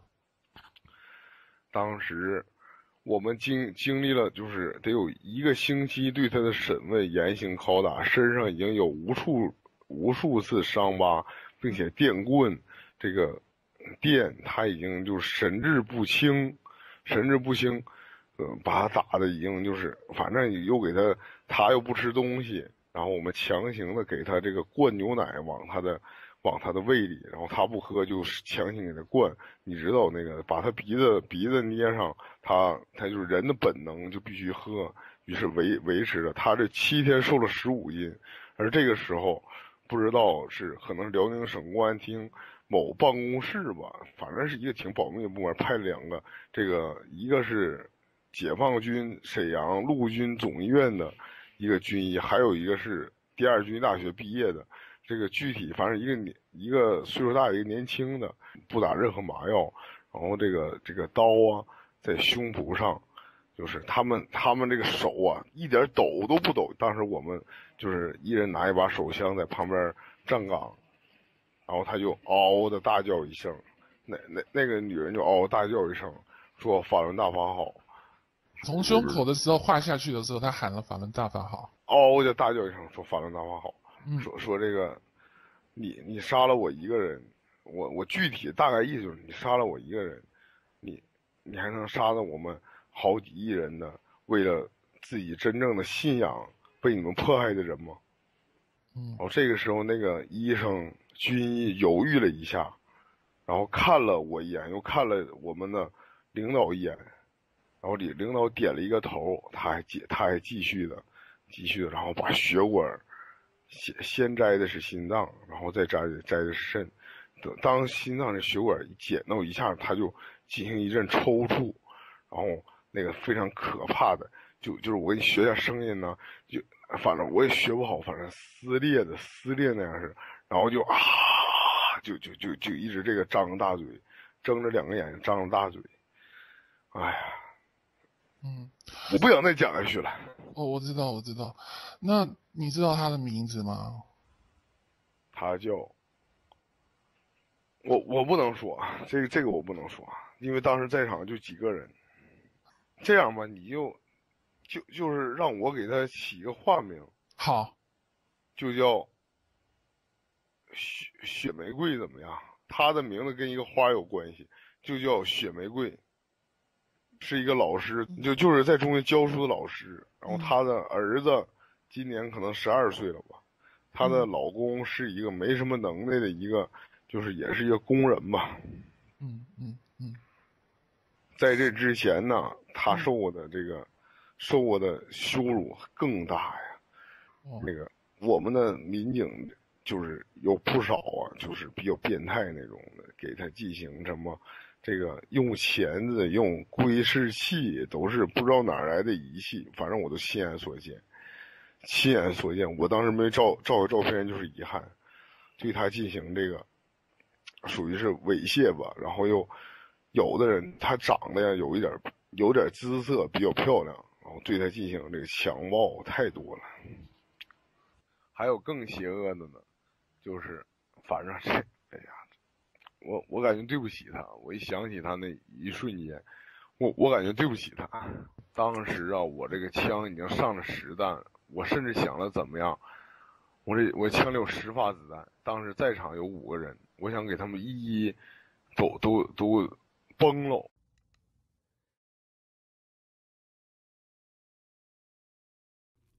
You all heard from the recording what he described. They tortured her and even sucked her brain out. He also described the live organ harvesting.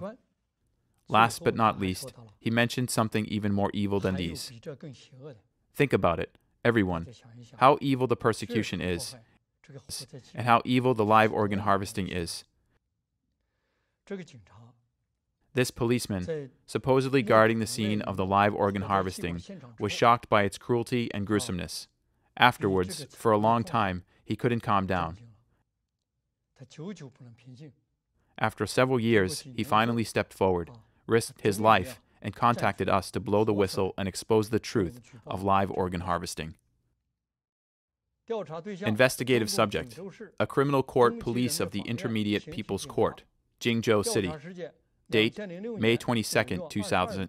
哎喂，请问是锦州中级人民法院刑一厅吗？对，我只知道2001年开始，我们一直都是在跟呢法院呢、看守所呀，就是拿那个年轻的、健康的那种练法轮功的那种肾源供体，现在的话就是少了，所以现在我们不知道你们这个法院还能不能提供就是这样的供体。那得看你们那条件吧，得领导跟领导商量。你那条件好了，我们估摸还能提供。是吧？啊，对，看你那啥情况。这个我会把你这个情况向我们厅长汇报，如果有必要的话，我们厅长自然会跟你联系。After the World Organization to Investigate the Persecution of Falun Gong published these investigative phone conversation recordings, someone raised the question of how to verify the authenticity of our recordings. I can assure you here that the evidence published will eventually be submitted to the International Court of Justice as evidence for trying and sentencing the offenders. The credibility of these recordings can be verified from the following aspects. First, these phone calls are shown on the phone carrier company's monthly billing statements with the phone numbers, call times, and durations, which all match the audio recordings. Second, the identification of the voices of the investigative subjects. For instance, the voices of those high-ranking officials, such as the members of the Politburo Standing Committee, can be readily downloaded from their public speeches on the Internet, and they can be used for voice identification. As you know, the human voices, just like fingerprints, are unique and unforgeable. Third, when we publish these audio recordings, we usually would also publish their phone numbers so that they can be verified. For example, with the published phone numbers of some hospitals, you can verify the authenticity of the recordings by calling their numbers or checking with their phone carrier companies. Fourth, the CCP's tacit acknowledgement. Think about it, everyone. World Organization to Investigate the Persecution of Falun Gong has been gathering and publishing the criminal evidence of the CCP's illegal persecution against Falun Gong on a global scale. So the CCP indeed resents our organization very much. Any false information published by World Organization to Investigate the Persecution of Falun Gong would have been used by the CCP to discredit our organization. Regarding the numerous pieces of evidence that we've published so far, including those involving the members of the Politburo Standing Committee, provincial-level officials, and the policemen and doctors under them, the CCP has only responded once. And, as it turned out, the CCP actually helped confirm the credibility of our recording. Now I'd like to ask you to listen to our phone investigation recording on Dr. Liu Guoping from the Guangxi National Hospital. Once again, this is a typical example of the CCP unintentionally confirming our investigative results. 广西民族医院的卢国平医生就是被调查的医生之一。凤凰卫视节目采访了这个卢国平医生。卢医生在采访中承认接到了调查员的电话，承认被问到了录音中的问题。 但是否认自己做过那样的回答。他问我那边是不是用的是法轮功的那些器官，但是我告诉他，我说我并没有参与这方面的手术，不知道他们器官是怎么来的，这方面我没办法回答他。那你的这个同学有没有跟你说过，他们做的这些都是几种法轮功的，是不是啊？ 这有些是法轮，有些是家属捐献的。那现在就是说，我想找这种给我的孩子找这种法轮功的，你估计他能帮我找到吗？肯定能够找到。能找到啊。他在这个报告里面说，你们以前用的法轮功供体是从监狱里面还是从看守所里面拿的？他里面说我的回答是从监狱里面 拿的，但是当时我的回答并不是这样。我的回答是我们医院没有这种资质，我本人也没有这种资质，所以不可能拿任何器官。就说你们以前用的，就说是从哪里找？是看守所还是到这个监狱呢？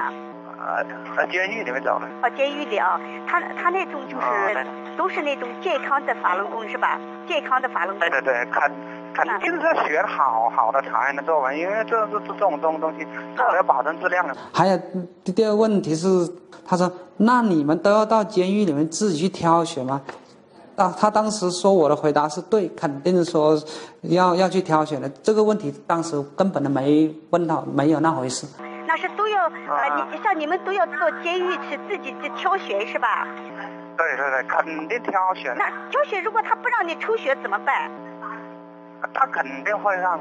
他怎么会让呢？有法检在里面的，你怕什么？这东西都用不着你们担心的。不是他我知道，他知道会是给他这个取器官移植吗？他会知道吗？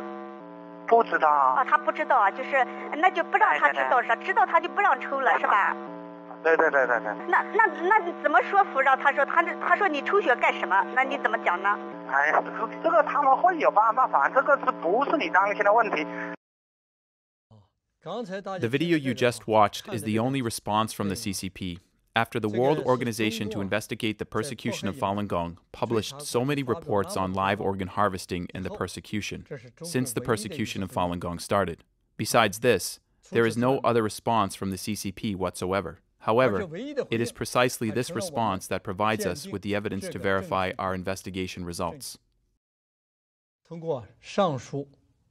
Through the large amount of evidence that we've just heard, you may have gotten an idea that this is not some random murder case for money. The live organ harvesting was ordered by Jiang Zemin by employing the entire state machine, including the Communist Party, government, military, armed police, judiciary system, and medical institutions. It is a nationwide massacre in the form of live organ harvesting. It is a state crime. For example, so far our investigation has found 4 individuals who have testified against Jiang for issuing the order of live organ harvesting. These individuals include high-ranking government officials, such as Politburo Standing Committee members, senior officials at the Ministry of National Defense and the Ministry of Health. They have all acknowledged this. There is a large amount of evidence obtained from the provincial-level 610 office systems and the political and legal affairs commissions, as well as the national medical system. It is sufficient to prove that the live organ harvesting is committed on a state level and organized by the government. From the existence and the operations of the live organ pool that we aforementioned, it can be seen that the live organ harvesting is not an operation created by the cooperation between local hospitals and courts. It can only take place through national-level coordination. For example, so many Falun Gong practitioners are detained in live organ banks. The entire process of live organ harvesting would include arresting, detaining, and slaughtering Falun Gong practitioners, and then distributing their extracted organs to various hospitals. The process is administered by a system involving the army, government administration, and hospitals. It would be impossible to carry out live organ harvesting without the organization by the state. Quantitatively speaking, in Chapter 1, we talked about the explosive growth of China's organ transplant industry. The large quantity of organ donors, the long period of such explosive growth, and other factors are all evidence showing that this is a state crime. It is a state crime led by the CCP. It is a state crime ordered by the highest authority, Jiang Zemin, by utilizing the entire state machine.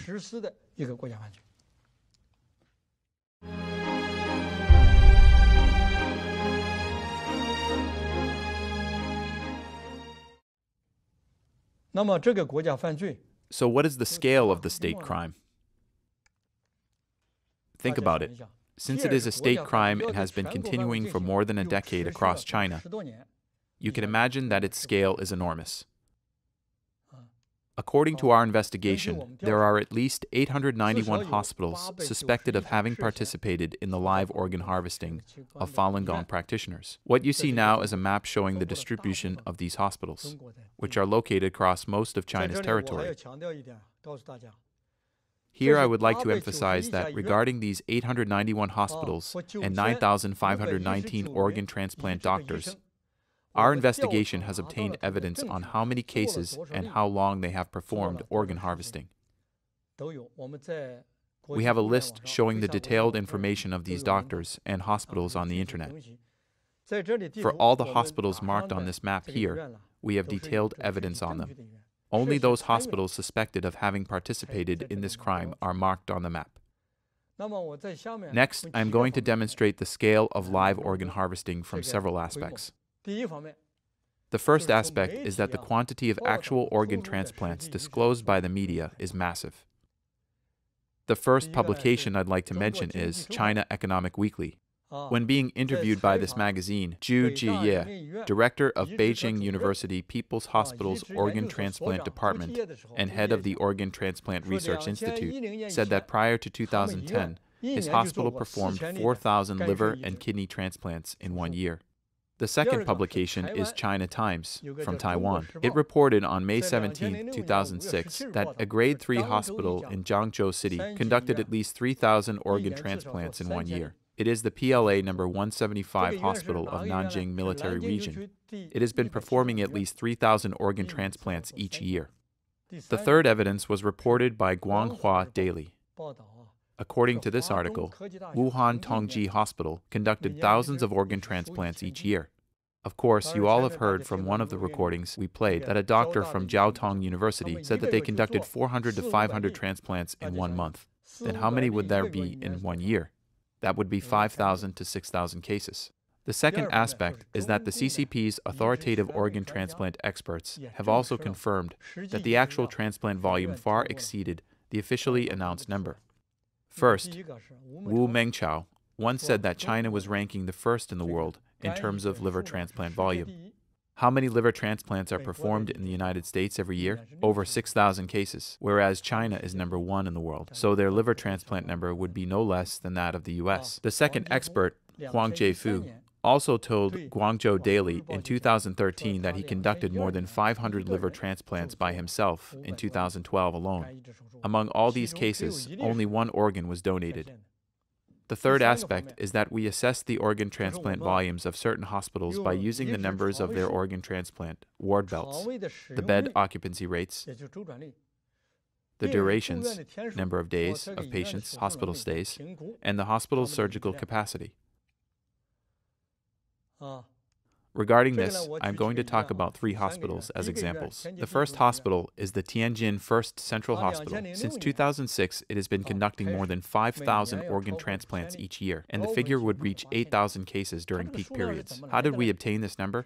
Here is the calculation. On September 1st, 2006, their ward bed number was increased to 500, according to their only reports, and the bed occupancy rate reached 131.1% at its highest. If a bed is occupied every day, then the occupancy rate would be 100%. How could it reach 131.1%? The answer is that they had added more ward beds. As there were too many patients, extra beds were added in their corridors and their conference hall, and they would also rent beds from next door or nearby hotels. Therefore, when the hospital calculated the bed occupancy rate, it used its official fixed number of 500 ward beds as the base. As a result, the occupancy rate number is higher than 100%. Think about it. The average hospital stay would be 25 to 30 days, with the maximum being 30 days. Its highest bed occupancy rate is 131.1%, while the average nationwide occupancy rate for Level A Grade 3 hospitals was 103%. We would use 100% first to make a conservative calculation. 500 beds, 30 days of hospitalization, 100% occupancy rate, which means a bed was occupied by 1 patient per month. 500 beds would accommodate 500 patients, and that would give us an annual figure of 6,000 patients. If calculating by using 131.1% as the bed occupancy rate and 30 days as the hospitalization duration, the total number would be 7,975 each year. If we use the average days of hospitalization, 25 plus 30, and then divided by 2, it would be approximately 28 days. And the calculation result would be 8,544 cases. This is the case of the Tianjin First Central Hospital. Our conservative calculation would yield 5,000 to 8,000 transplant cases per year. The second hospital is the People's Liberation Army's No. 309 Hospital. In 2012, it conducted over 4,000 organ transplants. How did we get this number? In 2012, the hospital had 393 beds for organ transplants. If we use 100% as the bed occupancy rate and 30 days as the average length of hospital stay, and this is quite conservative, we would get 4,781 cases per year. And we took a more conservative approach by indicating that the hospital would conduct 4,000 cases per year.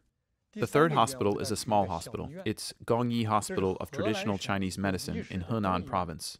Do you know what this Chinese medicine hospital does and how it treats illnesses? It uses traditional Chinese medicine as the primary means for diagnosis and treatment. What kind of city is Gongyi? It is a county-level city in Henan province. In 2001, this Chinese medicine hospital, within a county-level city's jurisdiction, unexpectedly set up a kidney transplant center of considerable scale. It can receive 12 kidney transplant patients and perform up to 8 cases of kidney transplantation per day. Just a few years later, by 2006, Li Hongdao, director of the urology department at this kidney transplant center, had performed 500 cases of kidney transplantation. Think about it, everyone. What kind of horror has been taking place in China? A traditional Chinese medicine hospital set up such a center and conducted such surgeries. This reminds me of the mainland China steelmaking movement with backyard furnaces in 1958. Large steel companies were making steel, while small rural communities and communes were also making steel, which was a nationwide movement. Right now, large hospitals are doing transplants, while middle-sized and small hospitals are also conducting transplants. This is a CCP's nationwide murder campaign. The fourth aspect is regarding a witness named Yang Guang, who is a China expert living in Denmark. He reported to the Epoch Times that one of his sworn friends for life, who was working at the Ministry of Public Security in China, told him on the phone that over the past many years, more than 500,000 Falun Gong practitioners had been live organ harvested by ordinary hospitals. This figure didn't include the organs harvested by military hospitals, armed police hospitals, or hospitals affiliated with universities and colleges. He had another friend who worked in a college, told him that 2 of the college's affiliated hospitals had been conducting 2,000 to 3,000 organ transplants each year. Fifth, let's assess the total number of organ transplants carried out by the CCP in the past many years. The first aspect is, in the course of our investigation, how many hospitals, on which we have found evidence, have been performing on average 2,000 to 3,000 transplants each year. 96 hospitals. Let's make a calculation. So if we use 2,000 cases, then it would be 192,000 cases each year for all 96 hospitals combined. Then how many would there be for 10 years? How about for 15 to 16 years? This figure is very scary. The second aspect is, how many liver-kidney transplant centers have been conducting an average of 400 cases each year? There are 50 of them. Therefore, they would be able to conduct 20,000 organ transplants each year. On the third aspect, there are many Level A, Grade 3 hospitals. These hospitals must have the capability to perform organ transplantation. So the organ transplant scale of these hospitals would not be small. On the fourth aspect, there are 153 small and middle-sized hospitals which are not qualified to perform organ transplants, such as the traditional Chinese medicine hospital in Gongyi, Henan province. There are also some obstetrics and gynecology hospitals and occupational disease hospitals among them. We have found out that these 153 hospitals had also been doing organ transplants, and their transplant volumes would not be small. If we combine the figures from all of these 4 aspects, the number of harvested organs would be enormous. When our investigation reached this point, honestly, we didn't dare to speak or talk about this number. And we were even reluctant to believe that this is true. In order to solve this problem, as World Organization to Investigate the Persecution of Falun Gong needs to find evidence, we were thinking how to find confirmation to verify the possibility of this enormous figure. Well, we came up with an idea.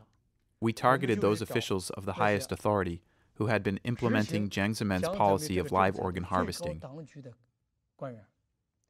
And who were the key figures that might know the situation? Who were our targets? They were the officials, such as the incumbent Politburo Standing Committee members, Zhang Guaoli and Zhang Dejiang. At the time of the investigation, Zhou Yongkang, who knew the most about the situation, had been arrested and sentenced. Then, the remaining Standing Committee members were Zhang Gaoli and Zhang Dejiang, so we tracked them down. On June 24, 2015, we obtained the itinerary of Politburo Standing Committee member Zhang Gaoli. What was his trip about? He was abroad on a visit to Kazakhstan. We also obtained his cell phone number and his visiting schedule and timetables. So on June 24, 2015, we conducted an investigation on Zhang Gaoli. Investigative subject, Zhang Gaoli, the CCP's Politburo Standing Committee member. Date, June 24, 2015. 这样的，我是江泽民同志办公室的刘秘书啊。这个刘秘书你好。你好。江泽民同志呢有几句话让我转告你，说最近啊有上万名法轮功习练者向最高检察院说最近有上万名法轮功习练者向最高检察院控告江泽民同志，说追究江泽民同志下令摘取了几百万法轮功学员器官的责任，说江泽民同志很担忧这个事啊，他希望您呢在政治局讨论的时候一定要主旨追究这件事啊，您能做到吗？你要知道这个追究几百万这个活在法轮功学员器官这件事责任很大很重，您知道吗？您领奖的。我现在哈萨克斯坦。对。当下回去。对，我就说你回去了以后，这个事你得要。好。还有一个我想问一下你说。还有就是现在。好，行，那你一定要得阻止这件事情啊！你要知道这个追究江泽民下令摘取几百万法轮功学员器官的这事情，责任很重很严重啊！好，那行。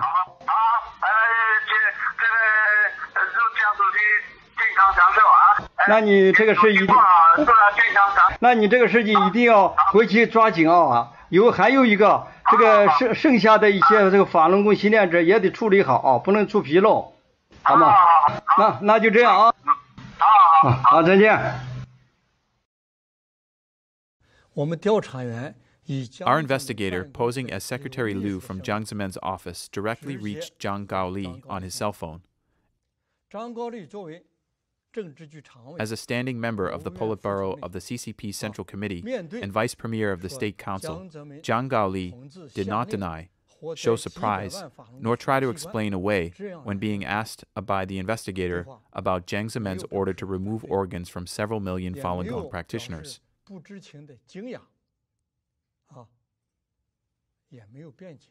On the contrary, he actively expressed definitely to do what? To prevent the matter from being pursued at the Politburo meeting? After this conversation, we felt a little more steady and sure in our hearts. At least he knew about the organ harvesting. Right now, you may wonder, at that moment, would he answer such sensitive questions? You may not know that the incumbent Politburo Standing Committee members, who are within the top authority, are not allowed to talk on cell phones to communicate directly like this in mainland China.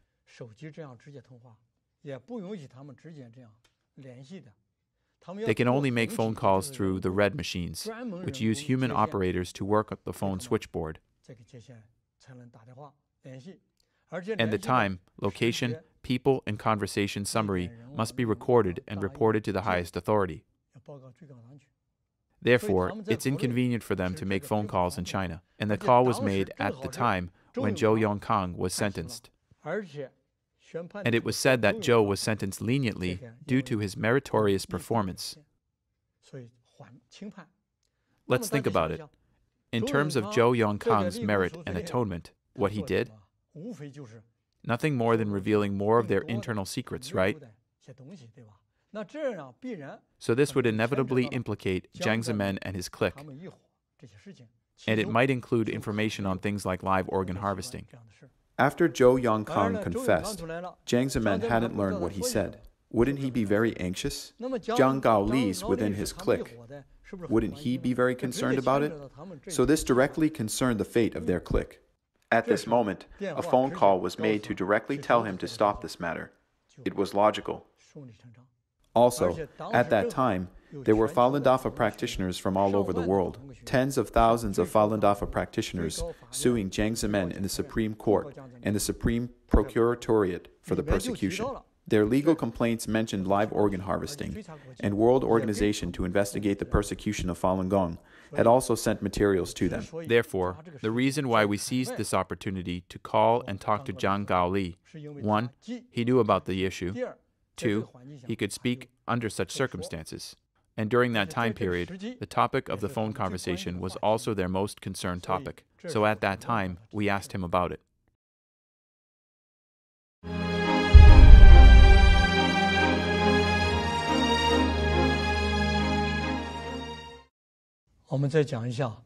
Now we're going to talk about the fact that the live organ harvesting of Falun Gong practitioners is still ongoing. According to the results of investigation starting from January of 2016, first, the organ transplant volume in China is still very large. Most of the hospitals being investigated still have very short organ wait times and an ample supply of donor organs. Some hospitals can even provide emergency transplant operations, which are the so-called green channels. Second, the difficult situation of organ donation remains the same across China, with a limited number of organ donations. Third, doctors in some hospitals have even implied that Falun Gong practitioners' organs, which were used by them previously, are still available.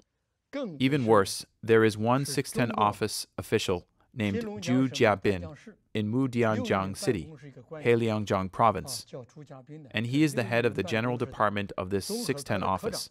He admitted in a high-profile way that he had live organ harvested Falun Gong practitioner Gao Yishi, and he had also said that he had sold Gao's organs. Investigative subject, Zhu Jiabin, head of the General Department of the CCP's 610 office in Mudanjiang City, Heiliangjiang Province. Date, June 21st, 2016. 你把人器官摘完了，那就没事了。朱家斌呐，卖了啊？都卖了。卖了都可以了，你就说的这么轻巧啊？那高一喜要是你的亲兄弟，你也这样说话吗？朱家斌呐，那他不是人的玩意儿，怎么就秃噜了？太阳破肚就摘了就卖了呗。你们参与活摘高一喜器官，你还这样说话，你良心没有啦？你的良心何在呀？有啊。啊！你迫害好人，你把人家器官卖了，你还这样说话？不是，我刚才跟你说了，你现在要有胆量啊，站在我面前，我一样把你活摘了。我跟你说啊，老子外号叫屠夫。我跟你说啊，你还有人性吗？你还是人吗？下回给我打电话，别叫我名，我改名了，我现在叫屠夫。We all heard the recording. Gao Yishi, an innocent and kind-hearted Chinese citizen, was live organ harvested and murdered due to his faith in truthfulness, compassion, forbearance, and his practice of Falun Dafa. His murderer is a government official, and he even admitted in a high-profile way to having live organ harvested Gao Yishi and to having sold his organs. This is the lawless, overt conduct of the CCP's 610 office systems officials, who have no conscience or humanity. This is also an epitome of the CCP's evil nature. It can be said that the CCP is the most evil criminal group in the history of mankind.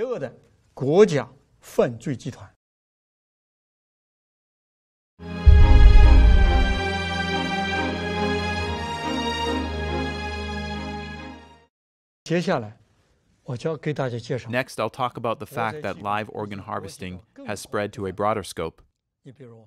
For instance, in 2013, a 6-year-old boy in Shanxi province had both of his eyes brutally scooped out. His name is Binbin. His corneas were stolen. When he later woke up, the first sentence he uttered was, "How come the dawn still doesn't break?" It was called the most heartbreaking remark in 2013 by Chinese people. Also, according to a report published on August 31, 2009 in mainland China, a homeless man's organs were harvested. The third affiliated hospital of Sun Yat-sen University was one of the entities being suspected of involvement. Not too long ago, on November 22, 2016, a TV station in France reported that a Christian man named Peng Ming had been secretly live organ harvested by the CCP.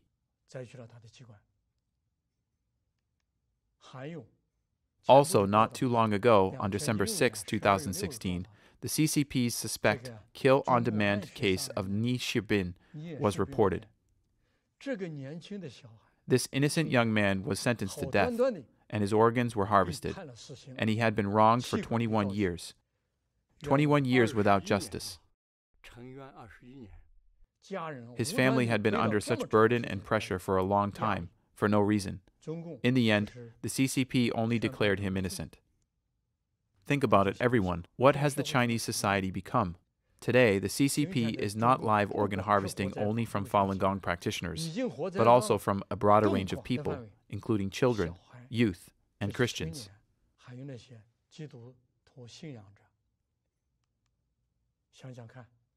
The CCP has turned humans into devils and the Chinese society into hell.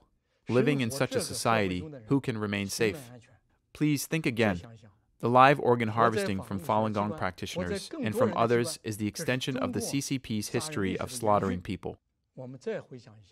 Let's recall that since the CCP came to China, especially after it established its regime on October 1, 1949, haven't all of its many campaigns been movements to murder people? According to its own official records, more than 80 million people have perished unnaturally, with the total number exceeding the combined death toll of both world wars. For instance, during its suppression of the counter-revolutionaries in 1949 and the land reform movement in 1950, more than 5 million people were killed. In the subsequent 3 anti-campaign, 5 anti-campaign, over 340,000 people were slaughtered. Furthermore, the Cultural Revolution not only destroyed the traditional Chinese culture, but also murdered more than 2 million Chinese people. An enormous number of people were killed, and tens of thousands of families were destroyed. Someone once commented that more than half of the Chinese people have suffered from the Communist Party's persecution. Also, there were students who were crushed by tanks on Tiananmen Square after their demonstrations on June 4, 1989. It was said that over 10,000 people perished on the Tiananmen Square during this massacre. Today, I can put it this way. What the Chinese Communist Party has done is extremely similar to what the Nazis had done during the Holocaust. However, the CCP's evilness is far beyond that of the Nazis. If humankind still does not face it, then the world civilization will become completely destroyed. This is devastating, and it's a devastating persecution against the morals and conscience of mankind.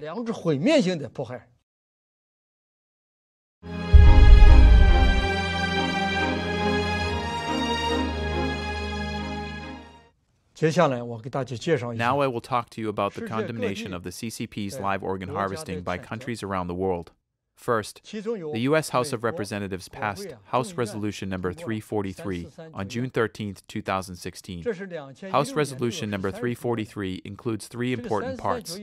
The first part is that the U.S. government publicly acknowledged for the first time that they knew about the CCP's crime of live organ harvesting against Falun Gong practitioners.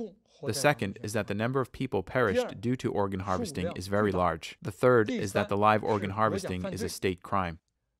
Second, the European Parliament passed Written Declaration 0048, an urgent motion to stop the CCP's crime of live organ harvesting. Third, the United Nations Committee Against Torture called for the investigation of allegations of live organ harvesting by the CCP. This is a report published in December 2015. Australia also raised the issue of forced organ harvesting through its human rights dialogue with China. The Human Rights Commission of the Italian Senate also passed a resolution.